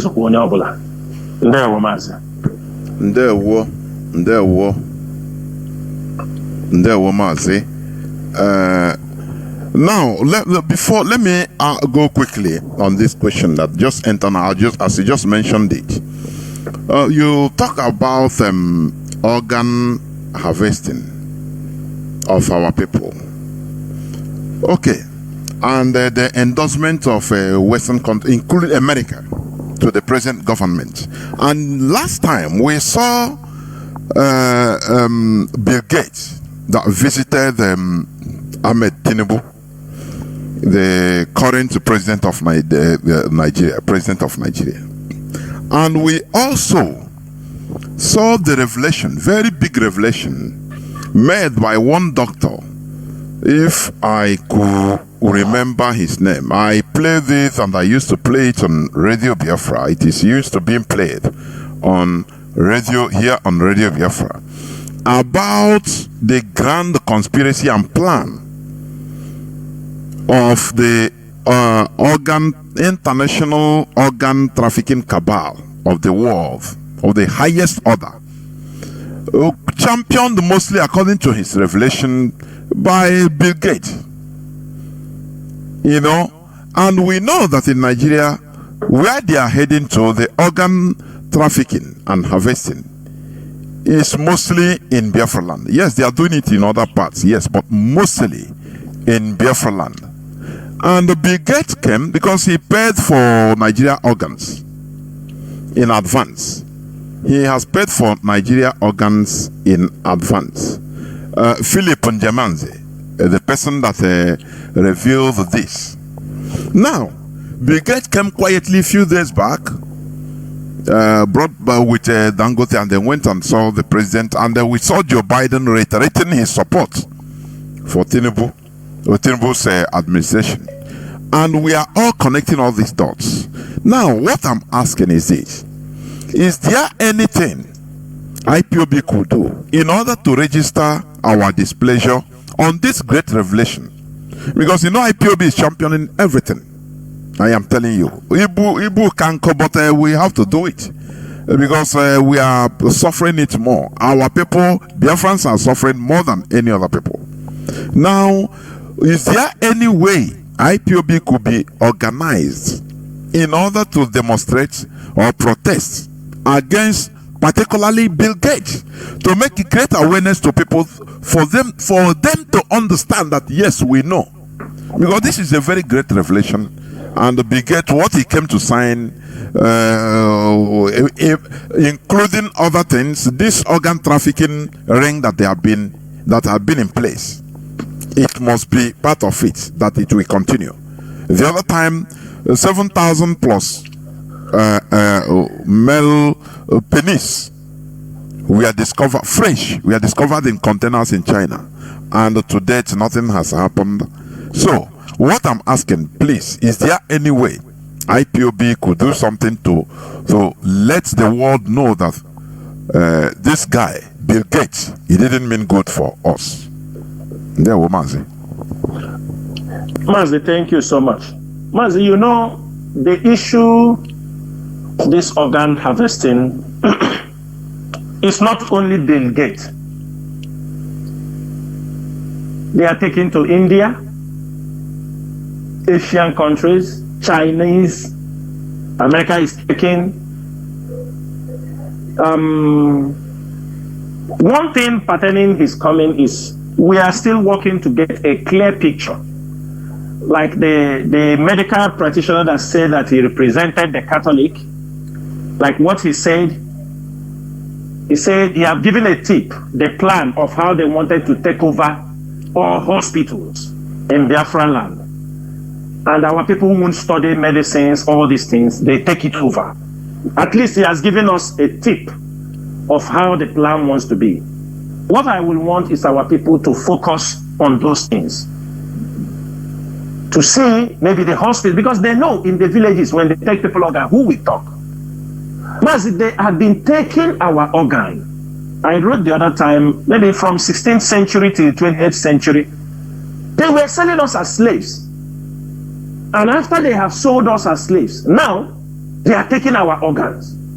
That's why I said this generation of IPOB, we're going to be the last people that will be treated in this dehumanizing way.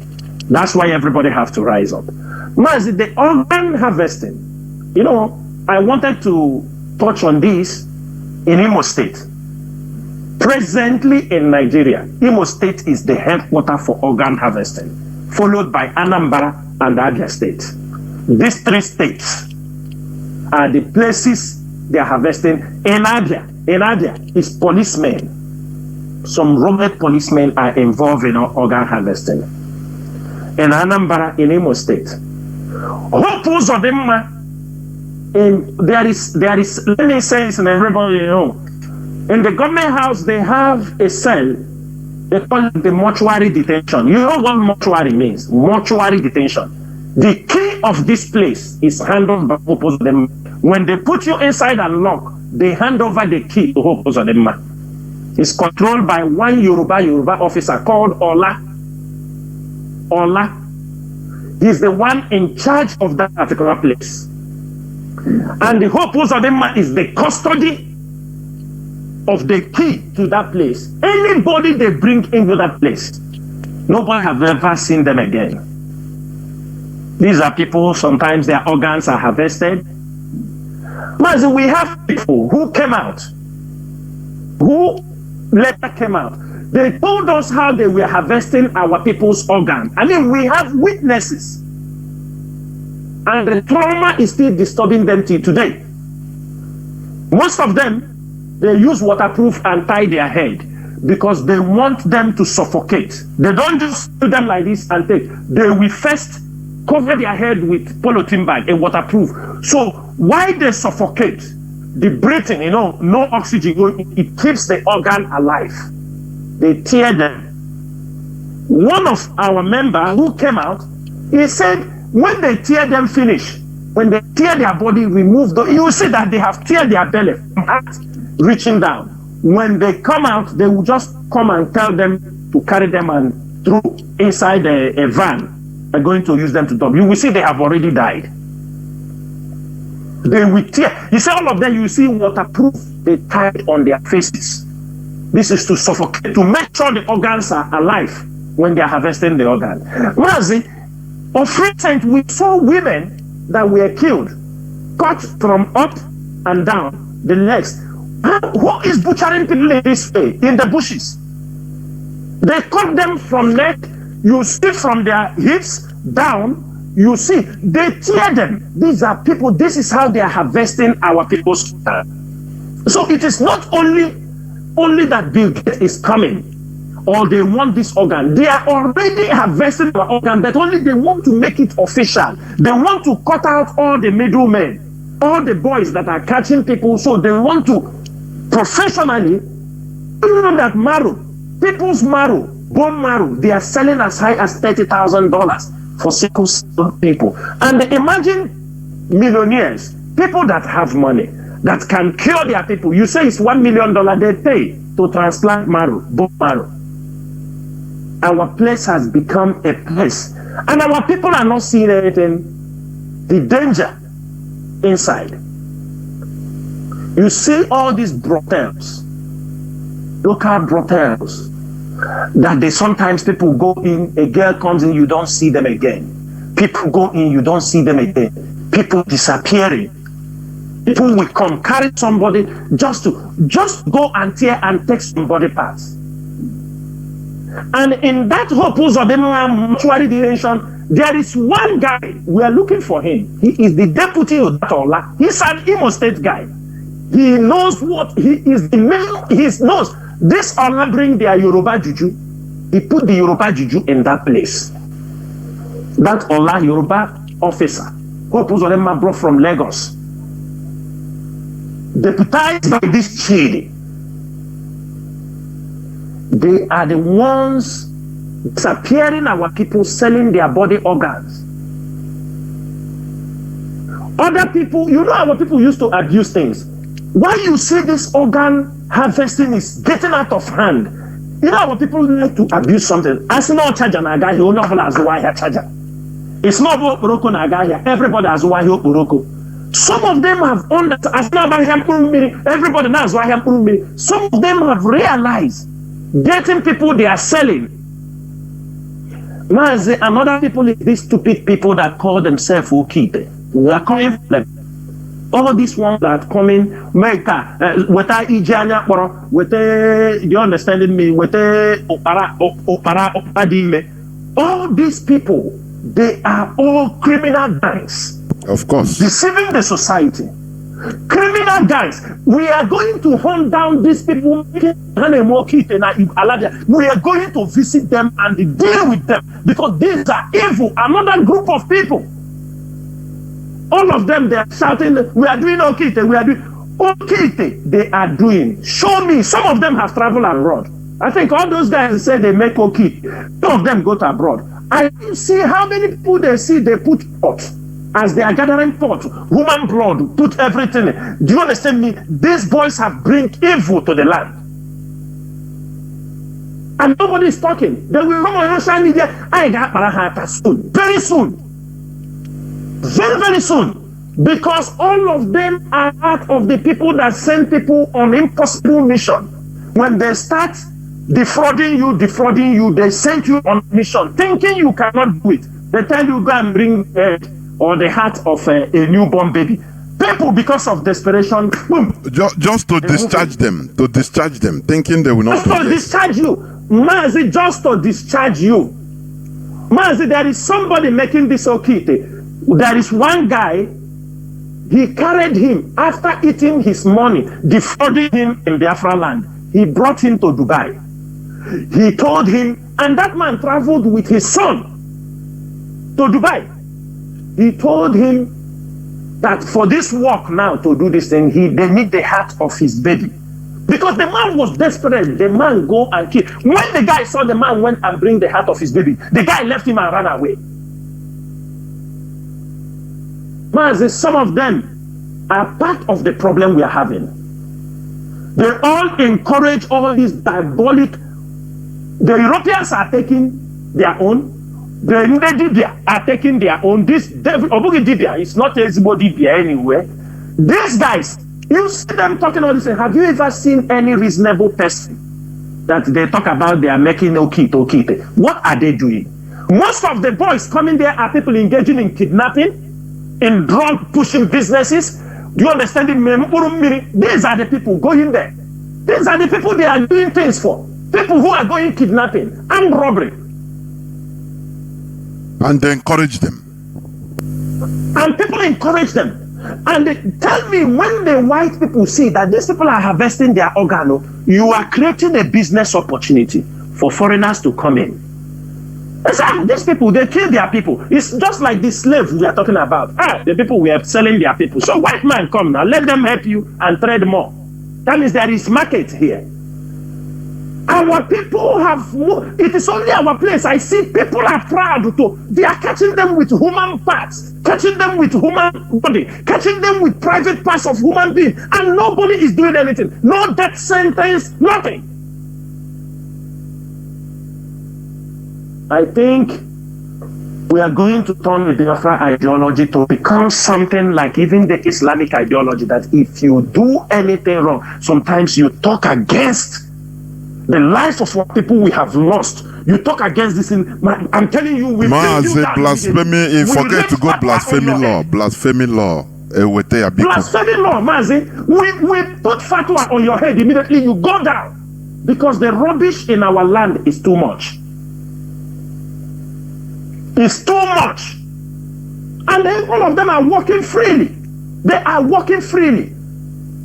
All of them. Maz, the people involved in this organ trafficking is mind-blowing. Somebody you will see one thief in the community before. He ran to Cameroon. Maybe Atroyoson or Kibe, Mononecha, from Akanapa. Then maybe where they pursue him for one thing, he ran, crossed the Cotonou and cross. They call him, say, boy, come on. This one we go and introduce him. There is one of my brother, the guy, when he day home, he do something, park. They say, bring him. In your transport, he will come down. He come and follow them. That's why you see all these boys, everybody that have not been doing anything that right, all of them now are Okite. There's a one and Okite. Encouraging rubbish in the society. You think people are not seeing this? You think the world are not seeing all those rubbish they are seeing? Yeah, people say, yeah. Oh, this guy is okay. There is business here. Mazi, this is the problem we are facing our society. And many people must rise up against those things. This is what many pastors taught them. And the pastors cannot be able to speak. Because most of them are involved in those things. Most of them build their churches with the blood of innocent people. Most of them build their homes with the blood of virgins. Most of them build. This is an ideology some of these devilish people have pushed down in our society before the coming of IPOB. And that is why everybody must rise up. The rate people are being killed in our land. That is why last time we came here and said, no more lynching of people. Blood of people being lynched for nothing. Never be too much. People that are dying by innocent people. You kidnap a woman, and then after 3-4 days, people saw her, the body pieces into all the body organs disappearing. Nobody is asking questions. The village will go take a coffee, put him and put the legs. Say, oh, and that is the end of it. No investigation, nothing, nobody.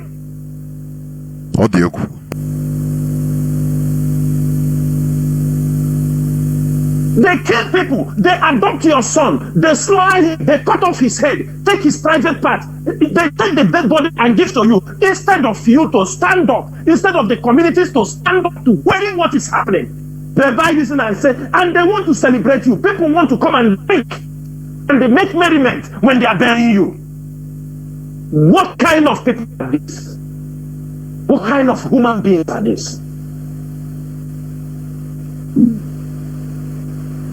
Mazi, we will follow the issue of, I say, before Baba, we will start it from home, while we monitor the level of the gate, and we start to gather more information.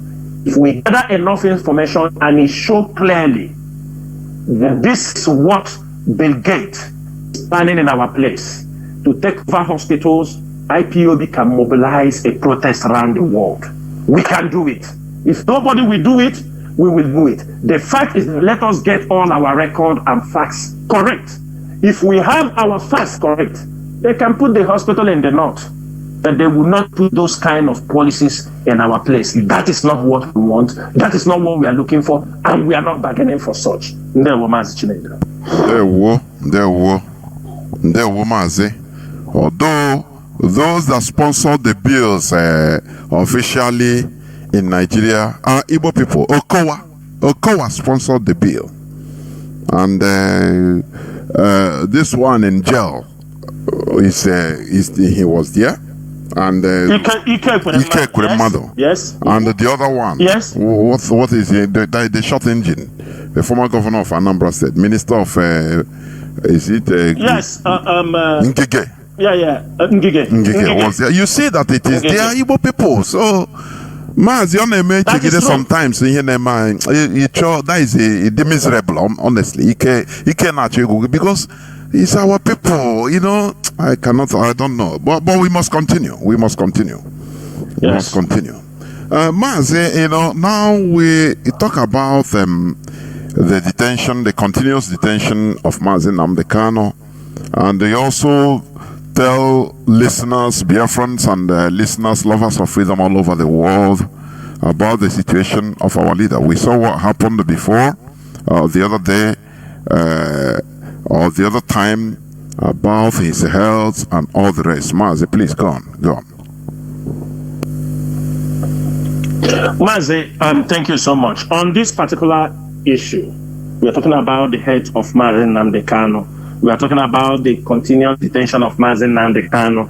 We are talking about many things surrounding his solitary confinement in the DSS headquarters. One thing is this, and this message is for Nigerian government, the DOS, the DSS. Whatever we are doing, we make sure in the international community that we follow the rules of engagement. This is the most important thing.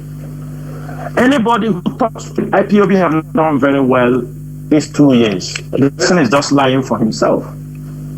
Because there are fools who thought is by boasting. I will give you a secret how these enemies and infiltrators are doing things. And if in any way anybody say that what I'm saying is, let me tell you, people coming out to threaten the Nigerian government, threatening them by mouth, it is what they ask them to do. Because these are things they are collecting to say, you see, they are threatening us. You don't threaten a government. If you want to do something, you do it. Because your actions will be more clear than threatening them. Mazi is, for example, if you say now, if you don't release Mazi Nnamdi Kanu after 1 week, we will do this and do that and do that. If Nigerian government tells us, IPOB, if you don't stop this struggle in 5 days, 10 days, we will do this and do that. We will tell them, do your worst. Mazi, am I right or wrong? Am I saying the right thing or wrong? If Nigerian government, of course, you're right. The military, yes, tell us, in 1 month, we give you 1 month to stop the Biafra agitation. If not, we will kill everybody. We will tell them, do your worst. The same thing implies when some fools come on social media. Nigeria, I give you 1 week. If you don't release Mazi Nnamdi Kanu, we will do this and that. The Nigerian government will say, do your worst. They will even want you to talk more because they use it to keep Mazi Nnamdi Kanu down. That is what they want you to be doing. But if you say there are something you can do, you will press your buttons and they will be hearing from you. They will be confused. You will strategically do your work and the hit will be coming. Calls will be coming from everywhere. They will be calling in here. How do we do these things? You now table your situation, table your conditions. Mazi, people we know that Nigerian government recruited, you understand me, the agent provocateurs and told them to do. What they are doing is not something new. They have done it before. They have done it in 2015. They did it also when Mazi Nnamdi Kanu was attacked in 2017. For why they did it also, they provide leaders. You know, they are graduating. This time around, they have gone to the people who takes over this person become prime minister. They know. The question is this: if those things are working, they wouldn't have kept Mazi Nnamdi Kanu till now. If those things have worked, they would have released him. They know he's in danger. But what they are trying to do, they want to keep him, make sure that these criminals breed like what Asari is doing. They want to breed more private army that they will keep in our place, so that when you are talking, them say it's not Nigerian army. And the one thing is this: Nigerian police and Nigerian army, the Nigerian police came the other day, they can't work with Asari. But the question is this: who is giving Asari and his boys all those police uniforms they are wearing? They are using military uniforms. You see them. Are you people not the ones giving them those military uniforms? Are you not the ones giving them those police uniforms they are using, going to intimidate people? If you don't give them uniform, who are those ones wearing police uniform? Who are those ones carrying the police vehicle to go to burn houses in Izombe, in Oguta, in Idiasebe, in the whole of Olu? Who are they? Mazi, the continuous detention of Mazi Nnamdi Kanu is what they have orchestrated. Hope of them is boasting that Mazi Nnamdi Kanu will not come out. We want to see. We want to see. Till he finish. That is what some people are working on. Till he's become re-elected and they continue. He's trying to lobby other people to keep his zone in a unsecured, insecurity everywhere for his own benefit. This is what everybody knew him. They knew him as a highway robber, a criminal. They are the ones that started this 419. If they eat your money, you come, they kill you. It didn't start today. All this man know about is a politics of killing. You see him now, the new chief. I think you see him with his white and white, Kando Lumba, gallivanting, trying every police commissioner. You see him, he's there because he's trying to build a relationship.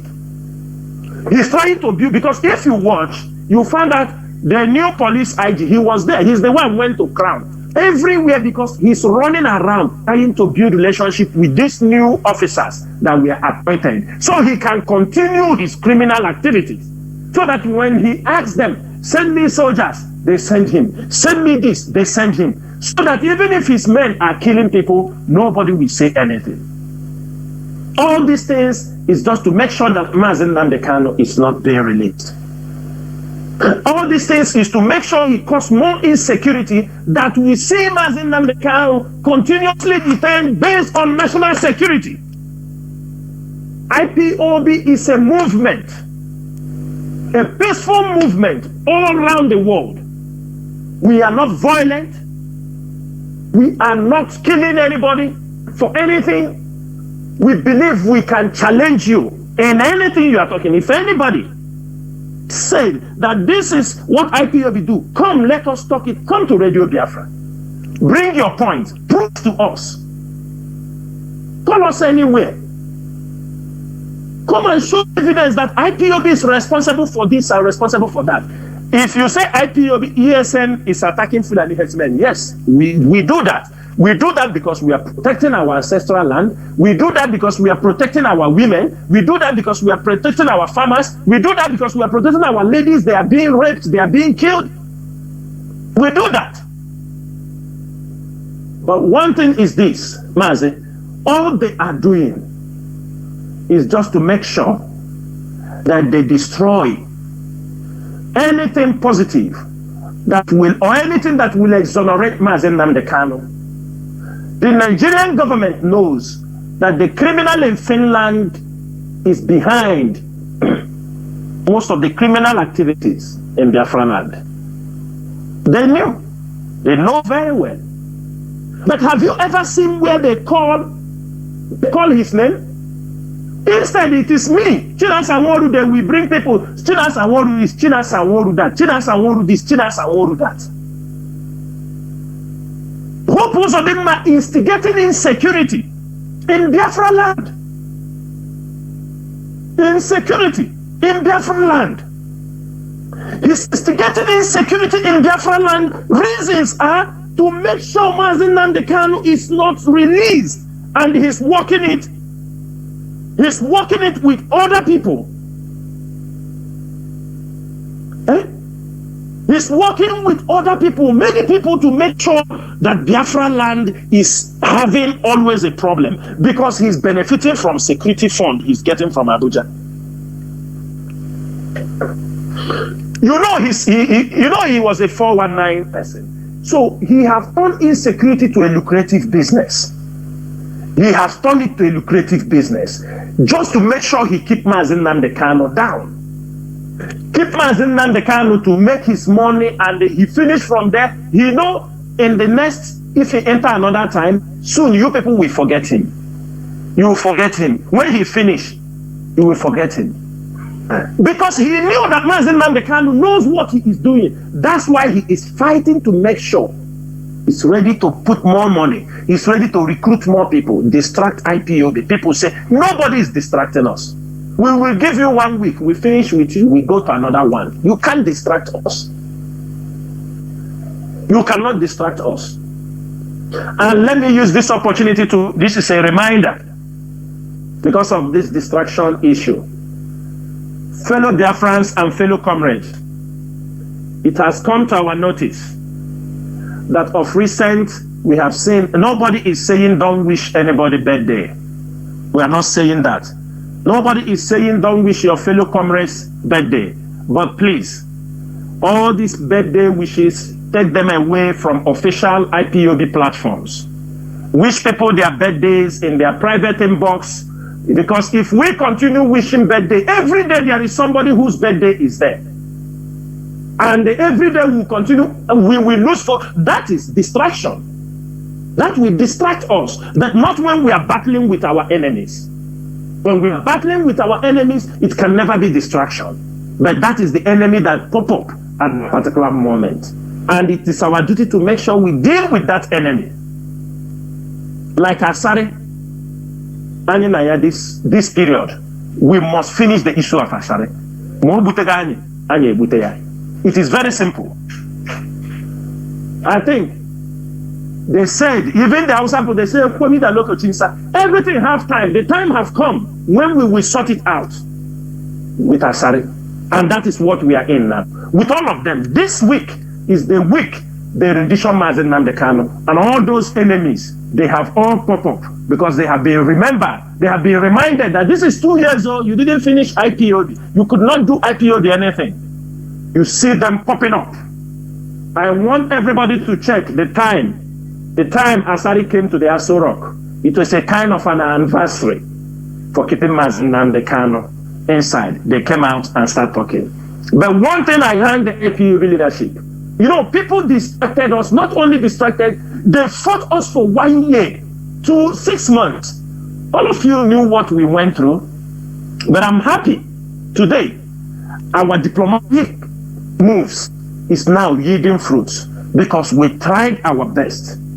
We were deprived of everything that is needed to launch the kind of diplomatic attack we want against Nigeria. We could not have it because saboteurs were everywhere. They were going up and down. But today, moves have been made. Nigeria have done their own. They have earned their money. They have shared the $670 million. It have gone. But we will use our own little ones. And we will secure results. And they will see it by their eyes. People sometimes say, people are talking, no.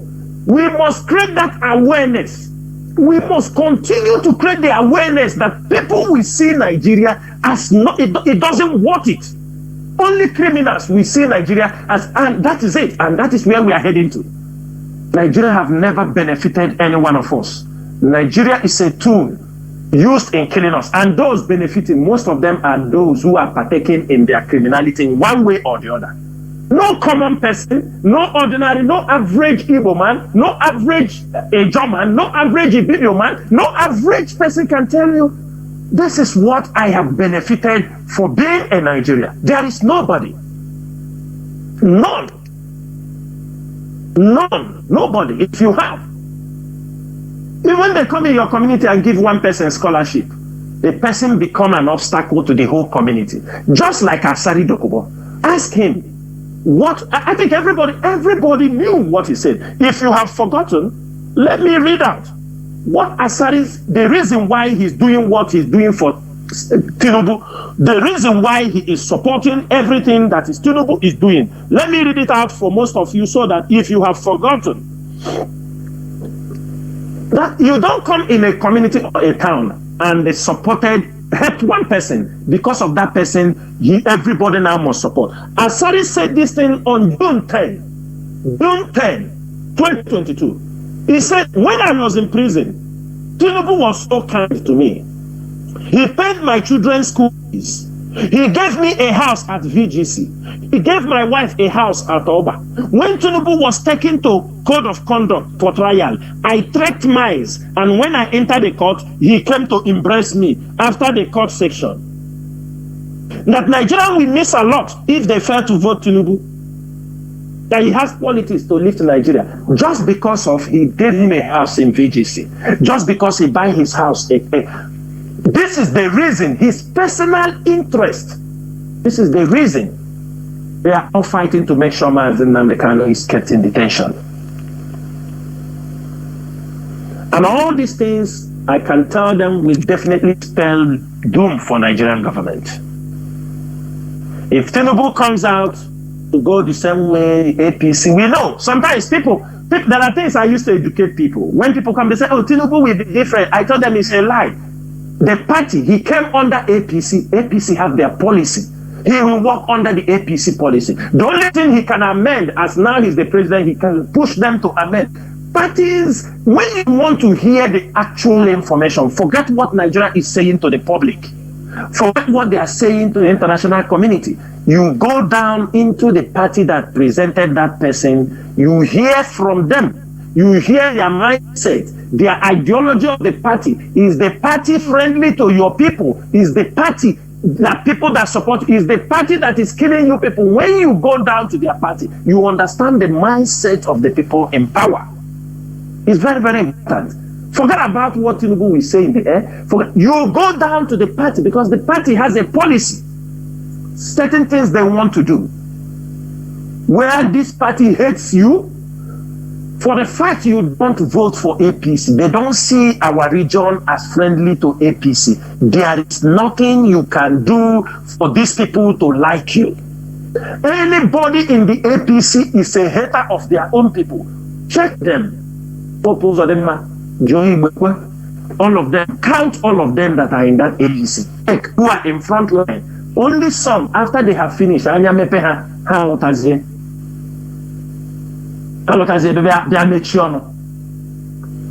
is how it has been. And I'm telling them, they can continue to detain Mazi Nnamdi Kanu. But by the time, the longer they keep Mazi Nnamdi Kanu, the faster the Biafra is coming. Because it will make us, every day we try to implement, we try to carry out new assignments, new strategies that will, we know Nigeria is already down. We know. Nigeria, Nigeria no. He knows that when Mazi Nnamdi Kanu comes out tomorrow, all these criminals will disappear. They can no more be there. So not because of Nnamdi Kanu. They can no more be there. Say because Nnamdi Kanu send us. Because some of them are using Nnamdi Kanu's. Police will catch you. This, I'm also giving this message to the Nigerian military and police. Go to Colombia and know what happened in Colombia. When Colombia deceived the world, they deceived the government. I think one of the army generals came out of recent, he was begging for forgiveness. Because he deceived the government that he was fighting the drug law. For 10 years, they massacred the innocent. They take you, they say you are doing drug, they kill. You are doing drug, they kill. They kill thousands of their own citizens. We are not fighting the drug law. They were only killing innocent people, giving impression to the society, giving impression to people that they are fighting for drug war. At the end of the day, I think they slaughtered over 78,000 or 80,000 of their own people. And he came out of recent apologizing. That is what is happening in the Nigerian security agencies. In the pretense that they are fighting IPOB. They are massacring innocent people, but IPOB remains.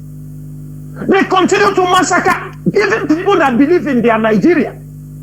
They continue to massacre people. They bring people that hate you, bring from a Joe axis, bring them from Yoruba, because not every Yoruba, they pick those ones that they know, they hate you. They tell them, let's take the war to the evils because of Nnamdi Kanu. They come in massacring innocent people, even people that doesn't believe in the struggle. There are people that will only say, nah, why are you killing these people now? They didn't do anything. Even though I don't believe in Biafra struggle, they told you are one of them. You are IPOB. They kill you. The Nigerian security agencies, they have killed many people that are not IPOB members. Than the number they have killed, than the IPOB members they have killed. The number they have killed non-IPOB members outnumber the IPOB members they have killed. Out of the hate, because they want to implicate Nnamdi Kanu. The 2,000 copies of evidence DSS have is not enough to persecute him. So now they're moving to cause a national security. That is the only way they can use to root him down. Mazi Chinedu, I will stop here. But our people should know, and Nigerian government should know, that the continuous detention of Mazi Nnamdi Kanu will definitely spell doom against them in the international community, both local. It will deepen the division in Biafra land and in Nigeria. It will deepen the division between the religious bodies. It will deepen the division among businesses. It will. Definitely it will. Just to implicate Nnamdi Kanu, just to do. We have people today, whom some of them, hopeful of them, asked to take some IPOB members, some fools, to send them to Lagos to go to fight, so that they will be caught. Some of them ate the money. They sent them, they intentionally recruited them during the election, tell them they are killing Igbo people in Lagos. We have said it, we are not going to Lagos to fight for anybody. If you want, you come back home. They come and pay some of them, some 500,000. They take some stupid IPOB people who say they don't know where they belong to Lagos. They didn't know it was a trap. They were lucky. They were not caught. Because the plan was when they come there, they will catch them. When they come out to say they are doing elections, they will catch them and say these IPOB members have come from the east, coming to cause problem in Lagos. Some of them took the money, they didn't go. So they will televise them that IPOB sent people because they wanted to prove to people that IPOB was supporting P2B. I can tell you some people receive up to 500,000 naira. Personally, transport some IPOB from Anambra, from Iguacha, transport them to Lagos, they pay hotels for them. So they will come out. When they come out, they will round them up and say that IPOB members came to fight for P2B, they catch them. They are writing it down. They will use, those things will not work. Those who are doing those kind of business, it won't work. It is not going to work. Not today, not tomorrow. Because IPOB is everywhere. We have our code of conduct. We know how we operate. And all the IPOB principal officers knows where to confirm anything that is happening. That is why we're still here. And that is why we will continue to be here until Mazi Nnamdi Kanu regains his freedom and Biafra restored. Mazi Chinedu Ndewo. Mazi, what about Mazi Nnamdi Kanu's operation or proposed operation on sickness and the condition? Because many people will love to know about it, please. Mazi, You know, I will say something. I will say something about that now, but I won't go very deep.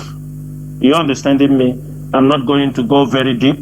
Mazi, you know we have treated the number 3 topic with the number 1 together. You know that. And the number 2, yeah, you know. Yes. So we are going like towards the ending here. You know the question you asked, of course, many of our people will like to hear. Will like to hear this. But I'm not going to go deep, and I don't want people to take it out of context. But what have happened, or what is surrendering the health of Mazi Nnamdi Kanu, is something very funny.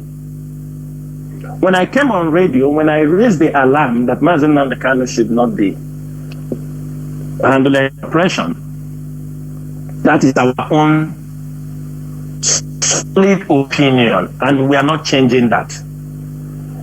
Mazi Nnamdi Kanu is sick. They should make sure Mazi Nnamdi Kanu go for treatment. Ordinary ear infection. Buhari was always flown abroad. Now he's flying up and down. It's just machine Nobi. He's flying. They are not treating him there. This is our leader. After the court case, they went the other day that Ozekome came out and granted an interview.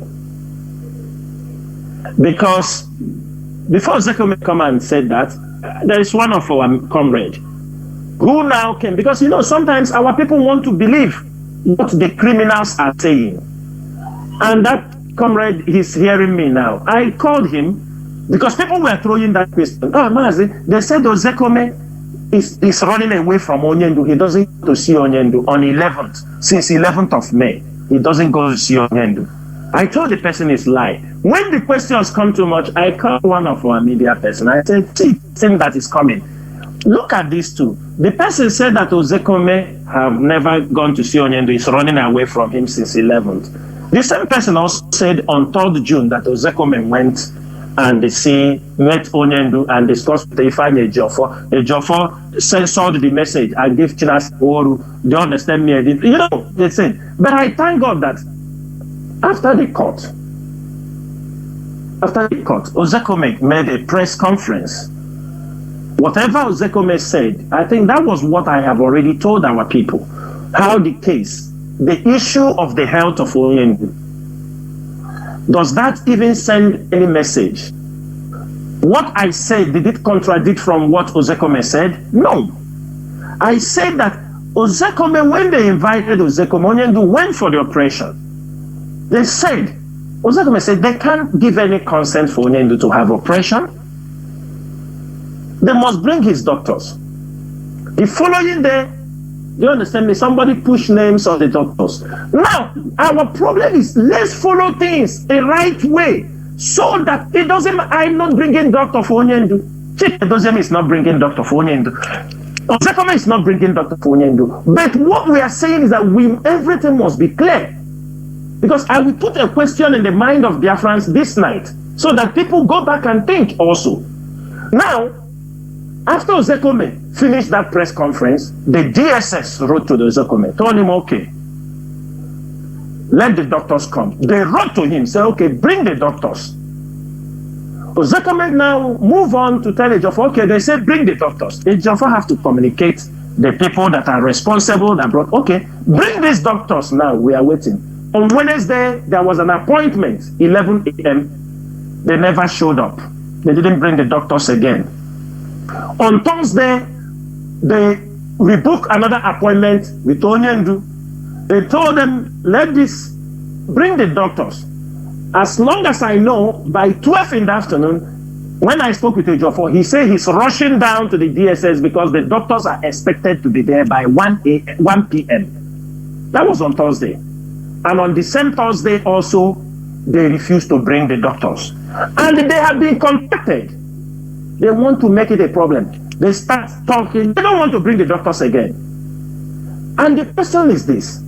We expected Thursday, they didn't bring the doctor. Wednesday, they failed to bring them. Thursday, they failed to bring them. Friday, they failed. Saturday, have gone. We don't know what is their plan. Have you seen till today now? They don't want to bring the doctors again. The doctors you are talking, we want things to go in the right way. So that anything that happened to Mazi Nnamdi Kanu, we will have something in our hand. The people must be around. He is inside the DSS dungeon. This is not something you are doing it as if this is a leader of over 75 million people. The question is this. If your Mazi Chinedu, let me ask you something. If I get a doctor, they say a doctor will come to see you, you tell me, Mazi, no, it's supposed to go the right way. Let the doctors go through the lawyers. You understanding me? And the lawyers prepare. Is it anything wrong if you give me such an advice? I want to understand. Now, when you tell me bring the doctors, I said I'm not bringing them again. Mazi, what will you think about me? What will you think about me? No, it's just like you want to sabotage everything. What will you think about me? That I told you, these doctors don't supposed to. This is the people who discuss with the Directorate of Legal. They told you, if you are bringing them, we want Ozekome to be here. We want this person to be here. Now, they wrote to the Ozekome, said, bring the doctors. Now, Ozekome asked them, through the line, said, bring the doctors. Wednesday, they didn't want to bring them. Thursday, they failed to bring them. Friday have gone. Saturday have gone. They failed. Instead, one of them was talking very harsh, telling them why should why they didn't have the numbers of the doctors before they will say bring them, that they should stop disturbing them. Mazi, is this not you think? Does this thing make you to think or not? Who are these doctors? Why is it they don't want anybody to be aware? I am not bringing doctor, but you are not bringing doctor. What we are saying, let everybody, this is somebody's health. This is a very sensitive something. If you are bringing a doctor, what happened to us in Kenya, we don't want it to happen again. We do not want it to happen again. These are the things that makes us to come outside and speak. Sometimes we don't need to talk these things on air. But it is, we know that our people will ask the question. We know that people, because our people are interested to know. We know that our people love this man called Mazi Nnamdi Kanu. They want the best out of him. Sometimes they show concern. It's not that when they show concern that they want to be sure, because if anything happened to Mazi Nnamdi Kanu, people will stand up and die. People will die. We will lose control of everything that may happen in Biafra land. Around the world. Well, that is the situation. So till now, the doctors have not come. They refuse to bring the doctors, but we will continue to try until they bring the doctors. That is all I can say on that topic. Nworu Mazi Chinedu. Nworu, Mazi, what is going on? Sometimes you marvel, although as you used to say, it is not something that is abnormal to a struggle of this magnitude. But you know, we have not engaged in this type of thing before. That is why it baffles most of us, honestly, because politicizing something as important as this, I don't understand what they mean by that. So I think, Mazi, we have treated number 3, but if you want to also say something about it, I mean the number 3 question, the number 3 issue, and continue to making announcements if you have any, so that we can go on to closing the program. Mazi, please go on. Mazi, I will take this, dear friends and lovers of freedom, take this as my summary for this program. Every IPOB member should understand that we are in a very difficult stage, and this is expected when you are fighting for freedom. Many people fought. Sometimes I know people learn from other mistakes, but what makes you more original and genuine is when you imply your own sense of understanding in your judgment in anything you're doing. You know, it's good people to give us reference, what happened here, yes. But our people, the way we reason, our ideology, who we are, is totally different from people. I want our people to understand that we are Biafrans. We are Igbo Biafrans. We are Ibibio Biafrans. We are Ijo Biafrans. There is nobody that will take away this identity from us. And our identity scares the enemy. It scares our neighbors. Who we are scares even our far. That's why most of them, they connived for their own economic interest to make sure they put us down. We want every Biafran to understand that IPOB mission and the mission of Mazi Nnamdi Kanu is not only just to restore Biafra, it's also for us to understand our lost identity, who we are, why we are being treated in this way. I am very, very happy that at the end of this election, nobody is saying IPOB did this, IPOB did that. That's a very great job IPOB have done. If not the way IPOB fought today, there are politicians who have entered power today who would have done more than Hope was on them. But everybody knew that make sure that Biafra land was at peace, for everybody to exercise his right. And they have regretted. Many of them have regretted what they have done. They have regretted. Some of them have understood that, because Biafra is not a one-day something. Even if we get Biafra today, we still have fights. We still have things to sort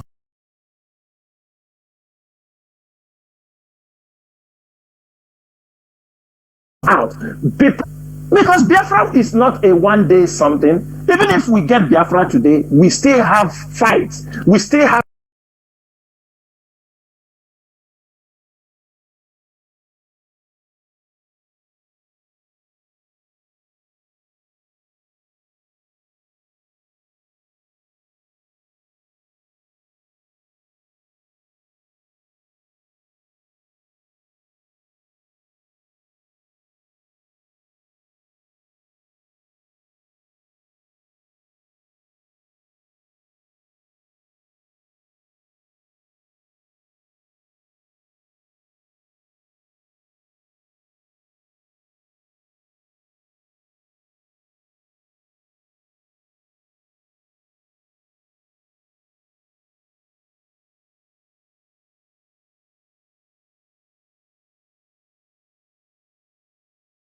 pipe iron, put top of car and walk around in one village, and people are watching. Ride on, ride on. You're making caricature of yourself.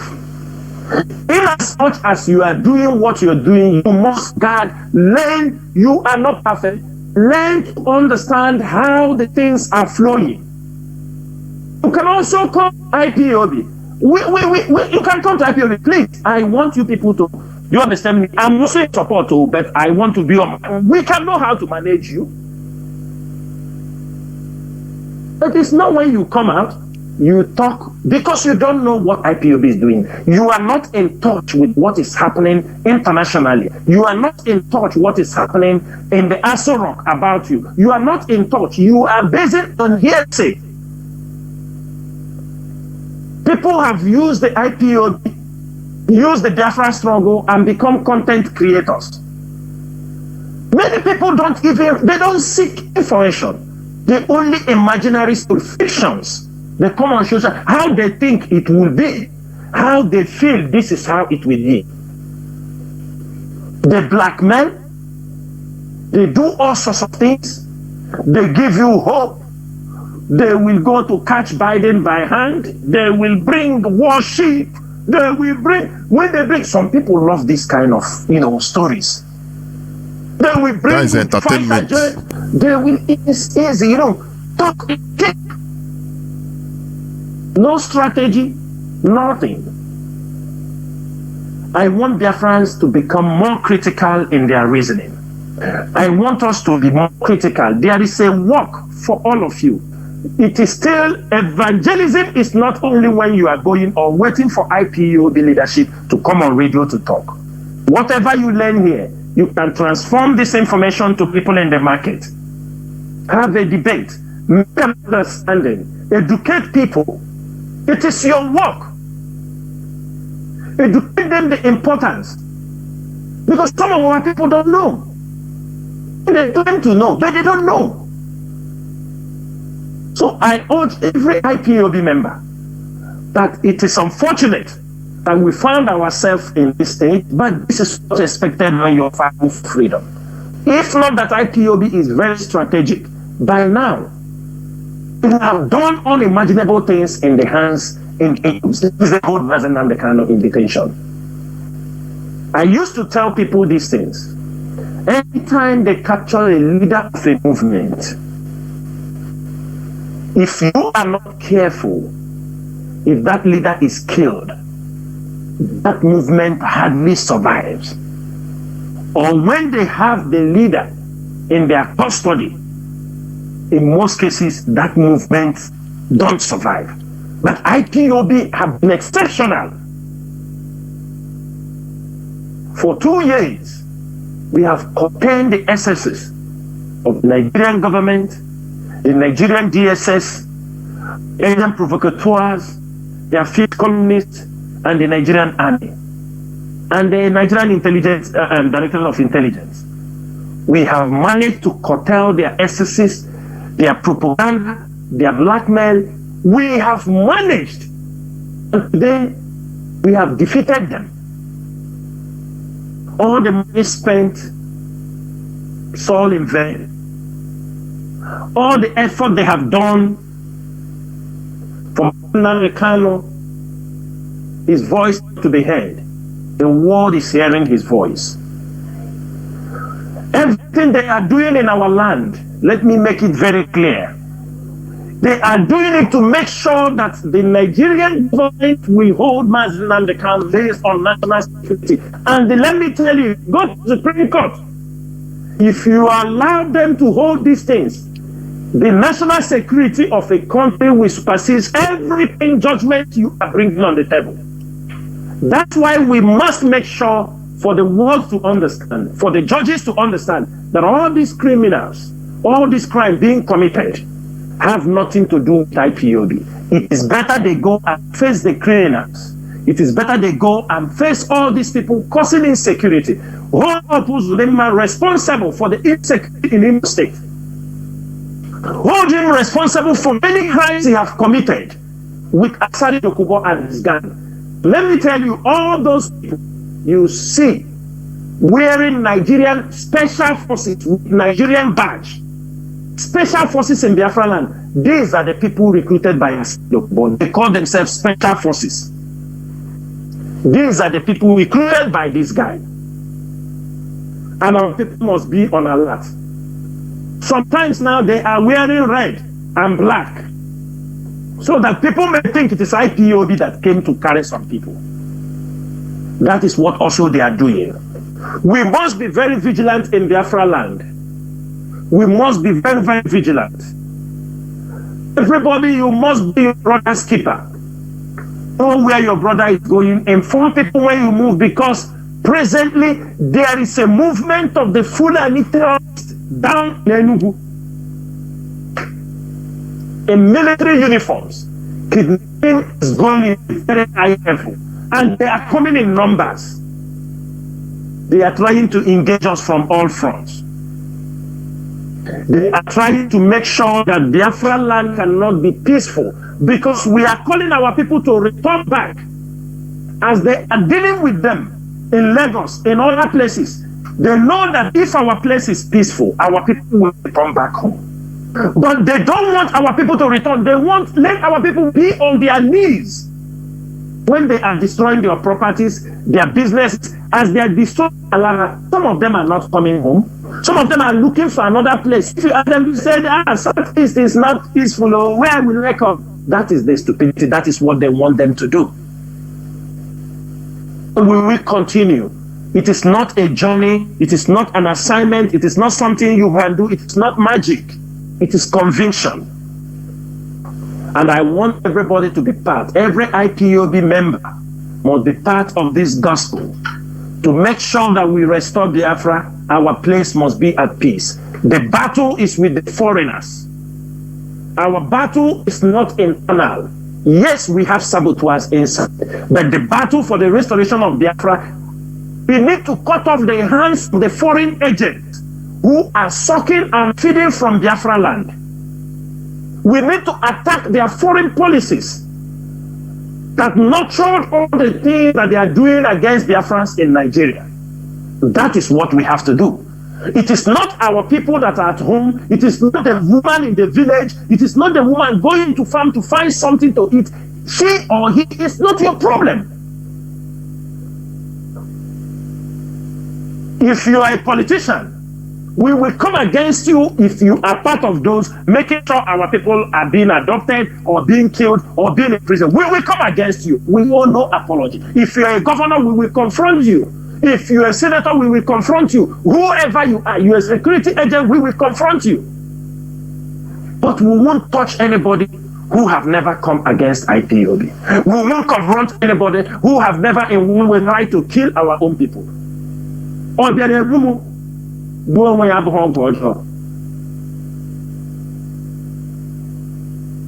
want everybody to know that we have no enemy that we will say, oh, you must. No, I don't have anything like that. The enemies are those fighting against us. The enemies are those making sure Mazi Nnamdi Kanu is not released from detention. The enemies are those sabotaging the work of IPOB. The enemies are those making caricature of the Biafran struggle, the death of our people. These are the enemies.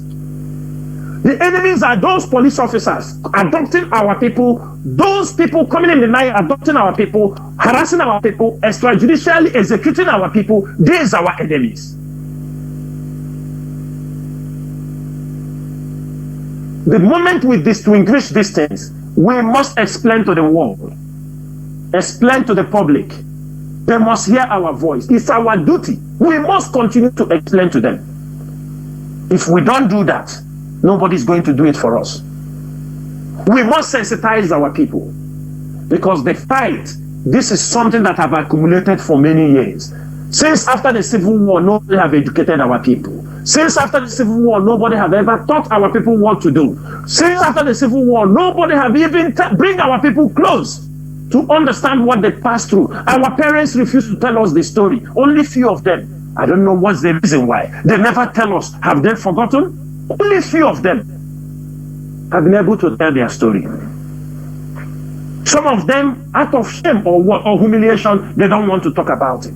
But I urge all of them, they should open their mouths, because history is being passed orally or written. There are those writing their own. We also need the oral part of the history. Those who will transmit the information orally from son to daughters, grandchildren. We want the oral history of what happened to our people in the Biafran Civil War. It will teach us a lot of lessons. There is nothing to be ashamed about. Our people have been killed, and they continue to kill us till today. Because of what? Because of who we are. Because of what we have in our land. Imagine what is happening in Congo. It's a replica of what is happening in our place. Congo is, let me say, the richest country in Africa, even let me say in the world, in natural resources. The same thing in Biafra. The same thing. They will never want us to be at peace. And I ask our people, it is time for those who are still waiting, thinking that Nigeria will be good one day. It is not going to be good. Because as long as IPOB is here, nobody can bring Nigeria together again.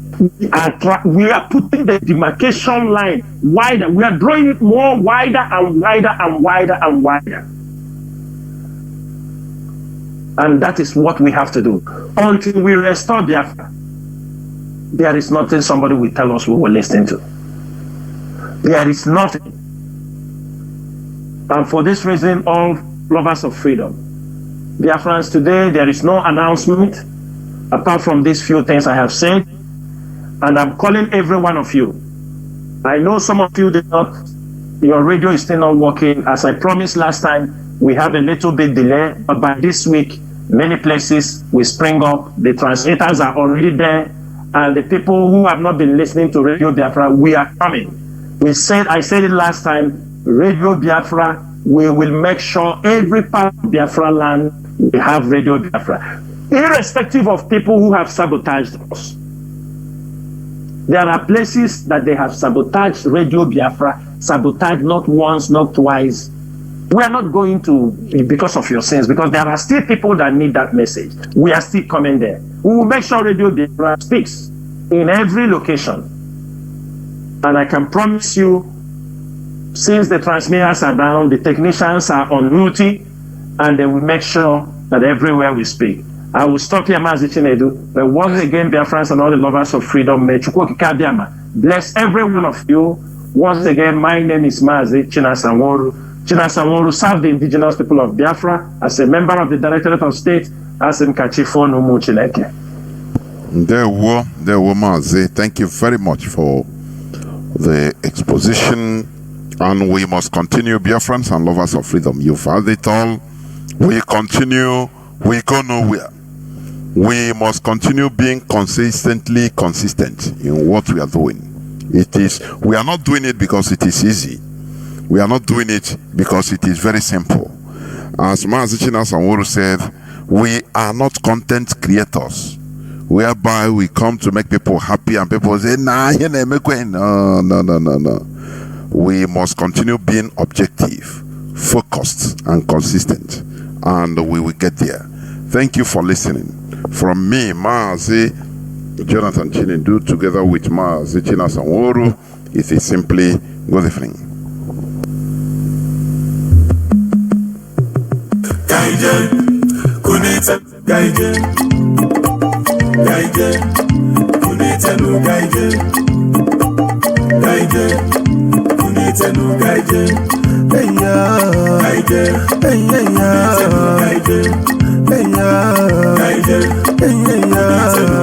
Umu Biafra kunitenu, Umu Biafra kunitenu, Umu Biafra kunitenu, Biafra kunitenu.